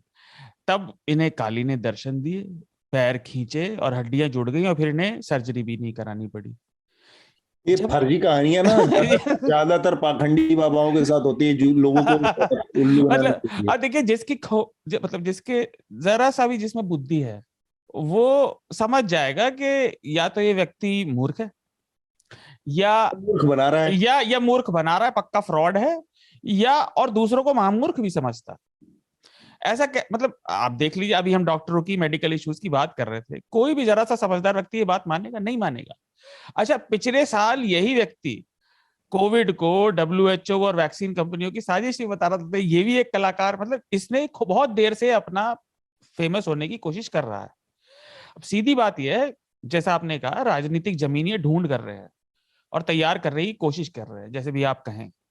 लेकिन इनके नजर से भी मेरा ये कहना है कि ये अपने प्रोफेशन में भी कच्चा लालच कर रहे हैं। जिस राजनीति के अंदर ये आना चाह रहे हैं वहां भी इन चीजों के कुछ पाव नहीं है, क्योंकि उस गांधी विरोधी राजनीतिक विचार में भी ना ये सबसे निम्न दर्जे की फसल है, इसका कुछ ज्यादा भविष्य थोड़ी है। लेकिन ये एलिमेंट ऐसे है, अब ये एक प्रोफेशन बन गया है। और उसका कारण क्या है कि पिछले 3 सालों से ये फ्रिंज बताए जाने वाली करेंसी है, ये बहुत अच्छे से चल रही है, हर जगह लेजिस्लेशन में चल रही है, राजनीतिक स्कोर कर रही है। तो और भी लोग चाहेंगे ना कि भाई अंदर आना, ये भी एक एंट्री है। और इसमें एंट्री का क्राइटेरिया क्या है? थोड़ा सा एंटी सोशल, जैसे आपने पिछले हफ्ते कहा था। तो ये आवाज हो रही है, आप नहीं सुनना चाहते तो मत सुनिए, इससे आपकी जिम्मेदारी नहीं खत्म होगी। और रही बात गांधी जी की, तो उनकी भूमिका, उनके विचार, उनके विचारों पर जो मंथन हुए और उनके अपने विचारों के एज अ व्यक्ति गांधी के मूल में क्या था, उसमें आप जो मर्जी विचार रखें। लेकिन मैं तो इसको ऐसा देखता हूं बस कि 8वीं फेल आदमी एक गांधी जी को गाली ही दे सकता था, उसने दे दिया। उसका 8वीं फेल से भी मतलब नहीं, उसे कुछ वैसा भी उसने भले ही शैक्षणिक योग्यता हासिल करी, उसको वो ज्ञान नहीं है, उसको व्यवहारिक ज्ञान भी नहीं है। व्यवहारिक ज्ञान क्योंकि आप किसी भी फिलॉसफी में चले जाइए, वो किसने सोची, उस व्यक्ति के मन के विचार कहाँ पहुंचे, कैसे आए, इससे ज्यादा जरूरी ये होता है कि उस विचार के कितने दूरगामी परिणाम थे। और अगर हम पेड़ की देखें तो उसकी परछाई कितनी गई, उसकी शीतलता कितनी है। अभी किसान आंदोलन खत्म हुआ और इन सबको, डंडेबाजों के पूरे जमूह को आखिरकार बैठना पड़ गया। तो गांधी को आज एक विचार के रूप में किसी सुरक्षा की जरूरत नहीं है। ठीक बात। और उनके इस तरह से अपशब्द, अपमान करने वालों को बुराई करते हैं अच्छा नहीं लगता, मैं आपको सही बताता हूँ, क्रोध भी आता है। लेकिन ठीक है ना, कोई बात नहीं। खैर, ये तो ऐसा मसला है कि गांधी जी तो शब्दों की हिंसा से भी परहेज रखने को बरतते थे कि आपके शब्द भी ऐसे नहीं होने चाहिए। तो वो ध्यान में रख के कई बार आपको अपने क्रोध को, अपने गुस्से को भी जज्ब करना पड़ता है, वरना तो बहुत सारे मौके हैं, बहुत सारे अवसर हैं जब लोग बहुत सारी चीजें कह सकते हैं। लेकिन ठीक है कि इसमें गांधी जी का ही अपमान है। मेघनाथ जी, मैं बस एक छोटा सा लिमिटेड पॉइंट ही करना चाहूंगा इस मामले में, स्पेशली कि साध्वी प्रज्ञा मुझे लगता है एक तरीके का एक एक्सपेरिमेंट था। जो चुनाव हुए उसमें वो जीत कर आई 2019 का। हाँ, 2019 के चुनाव उसमें जीत कर आई। उसके पहले उन्होंने भी ऐसे ही काफी ऐसे बयान दिए थे, बहुत प्रॉब्लमेटिक बयान दिए थे। और हुआ क्या, प्राइम मिनिस्टर ने कहा कि अरे मैं उनको दिल से कभी माफ नहीं करूंगा, राइट? बस वही हुआ और कुछ हुआ नहीं। और उसके बाद लगता है उसने वही सारी बातें कई बार कही। हाँ, कई बार कही। और मुझे लगता है ये सब जो सो कॉल्ड साधु और स्वामी लोग जो खड़े हो रहे हैं, जैसे शार्दुल ने एक नाम दिया, तो मुझे लगता है ये सब भी वो साध्वी प्रज्ञा के लाइन पे जाने की कोशिश कर रहे हैं। हाँ। इनको भी टिकट चाहिए, इनको भी उत्तर प्रदेश के असेंबली में बैठना है, और उनको भी ये एक स्टैंप चाहिए कि हम कुछ भी कहेंगे, हमारे साथ कुछ नहीं होने वाला है। हम हेट मॉन्गरिंग करेंगे, हम एक जाति विशेष के खिलाफ बात करेंगे, और हम वो क्वालिफिकेशन है, बिल्कुल क्वालिफिकेशन, एग्जैक्टली का एक वो चल रहा है। तो ये मुझे लगता है कि ये अब बढ़ने वाला है। ये जो धर्म संसद जो ये ऑलरेडी बिठाए हैं, ये मुझे लगता है इनको असली संसद में भी घुसने का है, तो वो वही चालू है। मेघनाथ एक बात और समय का समथिंग देखते जी, हुए जी। मैं हाँ, आप समय दोनों का लोगों को समथिंग रोकना चाहता हूँ। अच्छा, इस पे मेरा एक टिप्पणी केवल है। हाँ, हाँ, ये चूंकि आप लोग ये कह रहे हैं कि ये साधु चाहते हैं संसद में घुसना और टिकट हाँ, तो मैं इसको दूसरे तरीके से उलट के देखता हूँ कि ये साधु नहीं चाहते हैं, जैसा मैं कह ये रहा था। सरकार चाहती है, ये सरकार चाहती है कि अपने साधुओं का एक अलग संस्था, अपने धर्माचार्यों का एक अलग संस्था खड़ा ये करें। बहुत संभव है, ये भी हाँ, बहुत संभव है। और इसके लिए ये फ्रिंज एलिमेंट्स को हवा देके अलग अलग काम करवा रही है। मैं एक रेफरेंस दूंगा, सुब्रमण्यम स्वामी ने 2001 में फ्रंटलाइन में एक पीस लिखा था आरएसएस के बारे में। वो पीस आप खोजिएगा तो शायद मिल जाए। उस पीस में उन्होंने आरएसएस के गेम प्लान का कुछ डॉक्यूमेंट्स के माध्यम से खुलासा किया था, जो डॉक्यूमेंट अखिल भारतीय विद्यार्थी परिषद के अभ्यास वर्ग में बांटा गया था, जबलपुर या कहीं मध्य प्रदेश में या उज्जैन में शायद। और उसमें कहा गया था कि जब हम संविधान को बदलेंगे और हिंदू राष्ट्र बनाएंगे तो उसमें बाई कैमरल की जगह ट्राई कैमरल यानी 3 सदनों वाला संसद बनाएंगे। 3 सदनों वाली संसद में सबसे ऊपर की जो सभा होगी वो लोकसभा नहीं होगी, वो गुरु सभा होगी। सेकंड नंबर की जो सभा होगी वो क्षत्रिय सभा होगी। कौन से दुनिया में लोग रहते हैं यार? अरे कहानी सुनिए गुरु, यही तो मजा है कि जिस दुनिया में वो लोग रहते हैं वो दुनिया 20 साल बाद साकार हो जाती है, साकार होने वाली है। जाते हैं। इसलिए मैं कह रहा हूं कि जो लिखा गया उसको पढ़ लिया जाए।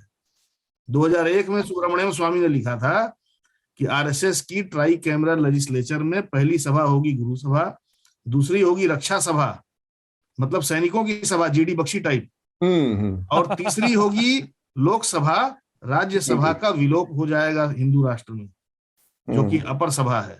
ठीक है, तो जो गुरु सभा होनी है वो चाणक्य होगी, जो कि विक्रमादित्य को चलाएगी। तो ये दरअसल अपने चाणक्यों का एक सभा तैयार करने का सचेतन कोशिश केंद्र सरकार और तमाम उनके साथ के समान विचारधारा वाले नेताओं सरकारों की ओर से है। चलिए देखते हैं। ये तो खैर एक बार उसको उस लेख को भी पढ़ा जाए जो सुब्रमण्यम स्वामी ने लिखा है। हाँ। और फिर थोड़ा सा ज्यादा हम इसमें बात करने की स्थिति में होंगे। तो मेरे ख्याल से जो रिकमेंडेशन की प्रक्रिया हम पूरी कर लेते हैं। सबसे पहले मैं चाहूंगा मेघनाथ आप ही अपना रिकमेंडेशन दें हमारे श्रोताओं को। जी, एक बात मैं करना चाहता था पर आई थिंक समय नहीं है, तो मैं एक रिकमेंडेशन ही दे देता हूँ इस पर। जो मदर टेरेसा की जो ऑर्गेनाइजेशन है मिशनरीज फॉर चैरिटी, इसके खिलाफ जो अभी जो न्यूज आ रही है कि एफसीआरए का लाइसेंस नहीं मिला और उनका बैंक अकाउंट फ्रीज हो गया, तो उसको आप एक थोड़ा सा जूम आउट करके समझिए। हमने एक एक्सप्लेनर किया था कि Modi governments war on NGO करके उन्होंने 1 साल पहले एक एफसीआरए रूल्स में चेंज लाकर हमारे यहाँ पर एनजीओ की जो प्रक्रिया है उसको खत्म करने की तरफ एक लॉ में चेंज लाया था, और उसी को वो आज इस्तेमाल करके ये मदर टेरेसा की ऑर्गेनाइजेशन को बंद करने की कोशिश कर रहे हैं। तो वो आप एक्सप्लेनर जरूर देखिए, क्योंकि आपको फिर समझ में आएगा कि वो जो ऑब्जेक्शन ले रही है गवर्नमेंट ये मिशनरीज फॉर चैरिटी के खिलाफ, वो क्यों ले रही है और किस हिसाब से ले रही है। तो वो एक्सप्लेन जरूर देखें। दूसरी चीज मैं रेकमेंड करना चाहूंगा, मैंने एक मूवी देखी डोंट लुक अप। अरे बहुत ही बढ़िया मूवी है, अच्छी फिल्म, बहुत ही अच्छी फिल्म है। मैं इसको कॉमेडी तो नहीं बोलूंगा, लेकिन अभी आजकल की दुनिया में कॉमेडी है ही क्या समझ में नहीं आता। अगर मैंने जस्ट अभी जो हमारे यहाँ पे हो रहा है वो एक हद जस्ट आंखों देखा आई विटनेस अकाउंट भी लिख लूं तो वो कॉमेडी दिखेगा। तो वैसे ही टाइप की एक्चुअली मैं देखते हुए भी यही सोच रहा था मेघनाथ कि क्या हमारे यहाँ इस तरह के पॉलिटिकल सटायर की कल्पना की जा सकती है जहां पर जो सुप्रीम लीडर की ऐसी तैसी कर दी है उसमें उन्होंने। कल्पना तो हो सकती है लेकिन वो कल्पना ही रहेगी, कल्पना यथार्थ नहीं होगा। यथार्थ नहीं होगा। कोई नहीं अतुल, हम लिखेंगे और फिर चलिए 10-15 साल बाद देखेंगे कोई डायरेक्टर मिल गया तो। ओके, शार्दुल आप अपना रिकमेंडेशन बताएं। अगर आपको दिक्कत ना हो तो मैं आखिर में देना चाहूंगा। हाँ ठीक है, अभिषेक आप अपना रिकमेंडेशन दें। हाँ, एक रिकमेंडेशन मैं अभी देना चाहूंगा तत्काल, और इसलिए क्योंकि बीच में बातचीत में शुरुआत में जो है फौची का जिक्र आया था, शार्दुल भाई ने किया था, किसने किया था? हाँ, डॉक्टर फौची। पहले तो सूचना ले लीजिए, पता नहीं खबर ये आप लोग तक पहुंची है या नहीं, कि एंथोनी फाउची और WHO के DG टेड्रोस घेब्रियास, MHRA के जून रायन, रॉकफेलर के president Rajiv Shah, EcoHealth Alliance और बिल मेलिंडा गेट्स के president Peter Daszak, UK prime minister Boris Johnson, UK chief medical adviser Christopher Whitty, Matthew Hancock और Klaus Schwab, world economic forum के president. इन सभी लोगों के खिलाफ इंटरनेशनल कोर्ट, जिसको हम अंतरराष्ट्रीय न्यायालय कहते हैं, इंटरनेशनल क्रिमिनल कोर्ट, उसमें एक ऐतिहासिक मुकदमा किया गया है मनुष्यता के जेनोसाइड का। हाँ, ठीक है, मनुष्यता के नरसंहार का। और क्या लिखा है, लाइन सुन लीजिए। These government, pharmaceutical and public health officials have ruled undemocratically over the people and imposed harmful policies of subjugation under the guise of mitigating COVID-19. ये सोर्स क्या है इसका? globalresearch.ca, ये सब जगह खबर आ गई है। .ca, okay. क्योंकि वो लैब से ये लोग जुड़े हुए थे ना चीन वाले। नहीं, इसमें मैं बता रहा हूँ, the indictment accuses the defendants of anyway ये इसका एक रॉयटर्स पर इसका एक फैक्ट चेक भी है कि कोट अनकोट बता देता हूँ, of numerous violations of the Nuremberg. Abhishek, इस पर एक फैक्ट चेक भी आया है रॉयटर्स पे, अभी जस्ट मैंने गूगल किया कि ये आई थिंक आज ही आया एक्चुअली, नहीं ये आज नहीं, ये मई में ही आ चुका है एक्चुअली, कि उन्होंने कोई ऐसे ट्राइब्यूनल में उनको बुलाया नहीं है करके। नहीं बुलाया नहीं, इंटरनेशनल कोर्ट में इन्होंने मुकदमा किया, मैं ये कह रहा हूँ। अच्छा, मुकदमा किया है। तो उस संदर्भ में मैं कह रहा हूँ कि एक किताब है रॉबर्ट F. केनेडी जूनियर की, बेस्टसेलर किताब है। किताब का नाम है द रियल एंथोनी फाउची। ठीक है, the real Anthony Fauci, Bill Gates, big pharma and the global war on democracy and public health. इसको पढ़िए जी, और एंथोनी फाउची का असली चेहरा देखिए। तो ये तो एक किताब हो गई। और डोंट लुक अप मैंने भी अभी देखी हाल में, जो अभी बता रहे थे, तो डोंट लुक अप अच्छी फिल्म है, मतलब हल्की कॉमेडी में है, और वो बताती है कि सरकारें किसी भी तरह की आपदा के आने में आपको कहती हैं कि शुतुरमुर्ग बन के रहो, अपने आप आपदा निकल जाएगी। नहीं, और जिनको हम सोचते हैं कि हमारे ऊपर सरकार है ये, और ये बहुत समझदार होंगे, बहुत जानकार होंगे, उनकी अक्षमता, उनके कूप मंडूकता को जैसे दिखाया है वो उसका हिसाब किताब नहीं है कि वो सब जानते हैं। बाकी मतलब फिल्में बहुत हैं इधर भी आई हुई, मतलब लेकिन कोई ऐसी बहुत खास नहीं है जिसको कि मतलब अलग से रिकमेंड किया जाए। डॉक्टर अंजलि, आप अपना रिकमेंडेशन देंगी? जी हाँ, जी बताएं। रिकमेंडेशन की अगर बात की जाए तो हाल फिलहाल में मैंने काफी सारे नॉवेल्स पढ़े, तो मैं चाहती हूँ कि क्या कहते हैं, ये मेरा विचार है, साइकोलॉजी में द ब्लैंक स्लेट मैंने पढ़ी। तो अगर आपको जो है अपने आप को समझना है तो ये बहुत कारगर साबित हो सकती है। और जब आप अपने मनुष्य अपने ऊपर कंट्रोल कर ले, या कंट्रोल नहीं भी करें, समझ ले उसे कि किस तरीके से इसके प्रोसीजर चल रहे हैं बॉडी में, माइंड में, तो it will be very helpful. तो आप जो है सारी चीजों को एक तरीके से बैलेंस फॉर्म में ला सकते हैं। और साथ में रिकमेंडेशन के मामले में, अगर दूसरा मेरा जो इंटरेस्ट ऑफ फील्ड है मेडिटेशन, तो वही चीजें मुझे बहुत लुभाती हैं, बस यही। ठीक है, शार्दुल? मेरा पहला रिकमेंडेशन है इस बार की टिप्पणी, वो देखिए, बहुत अच्छी है। Thank you. और ये थोड़ा देर से आएगा। इस बार का न्यू सेंस मेरा दूसरा रिकमेंडेशन है, क्योंकि वो भी अलग से था, उसमें रामनाथ रोहिंका अवार्ड्स भी हैं, और आपके सामने वो सोशल मीडिया पर आ भी जाएंगी सारी चीजें जब वो रिलीज होगा।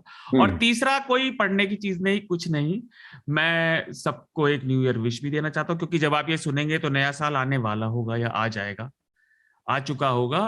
तो रिकमेंडेशन भी समझ लीजिए, अपील भी समझ लीजिए, और नए साल की शुभकामना भी।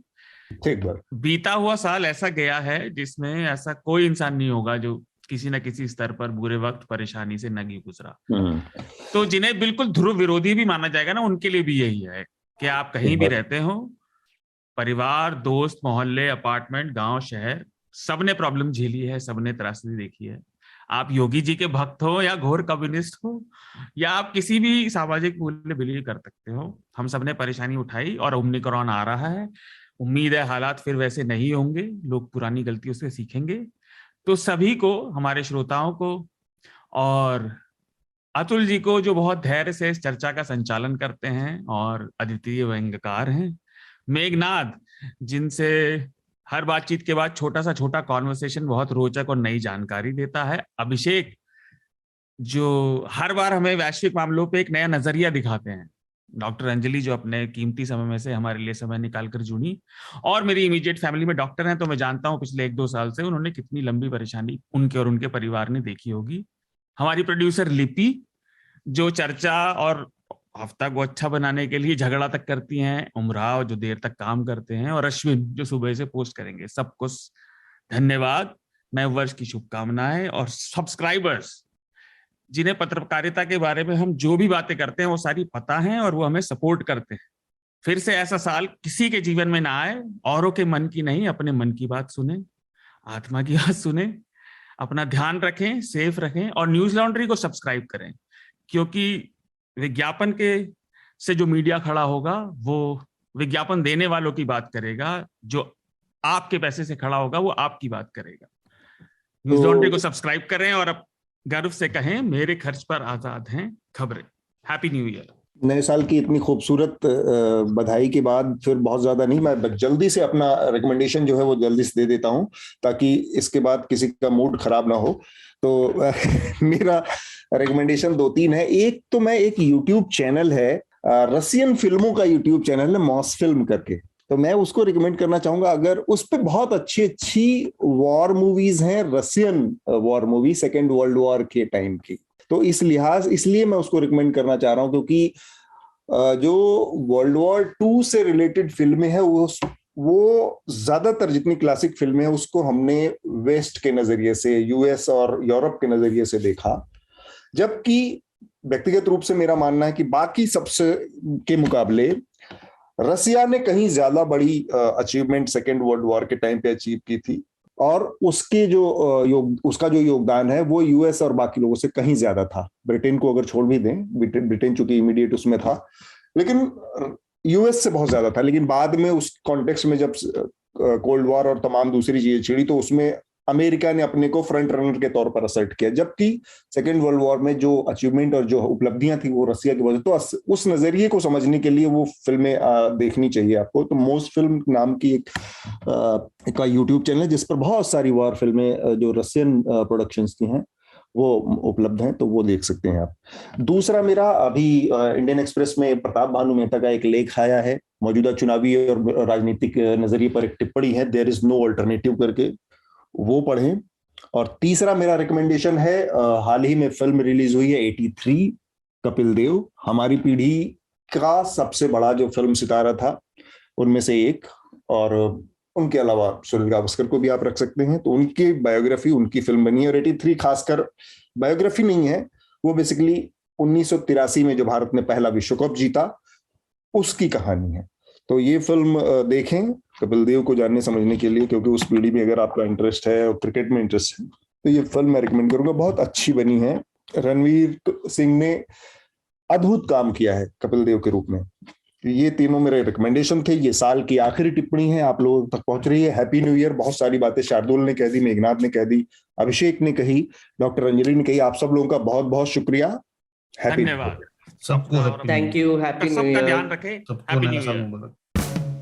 न्यूज लॉन्ड्री के सभी पॉडकास्ट टिचर, आईट्यूज और दूसरे पॉडकास्ट प्लेटफॉर्म पे उपलब्ध हैं। खबरों को विज्ञापन के दबाव से आजाद रखें, न्यूज लॉन्ड्री को सब्सक्राइब करें।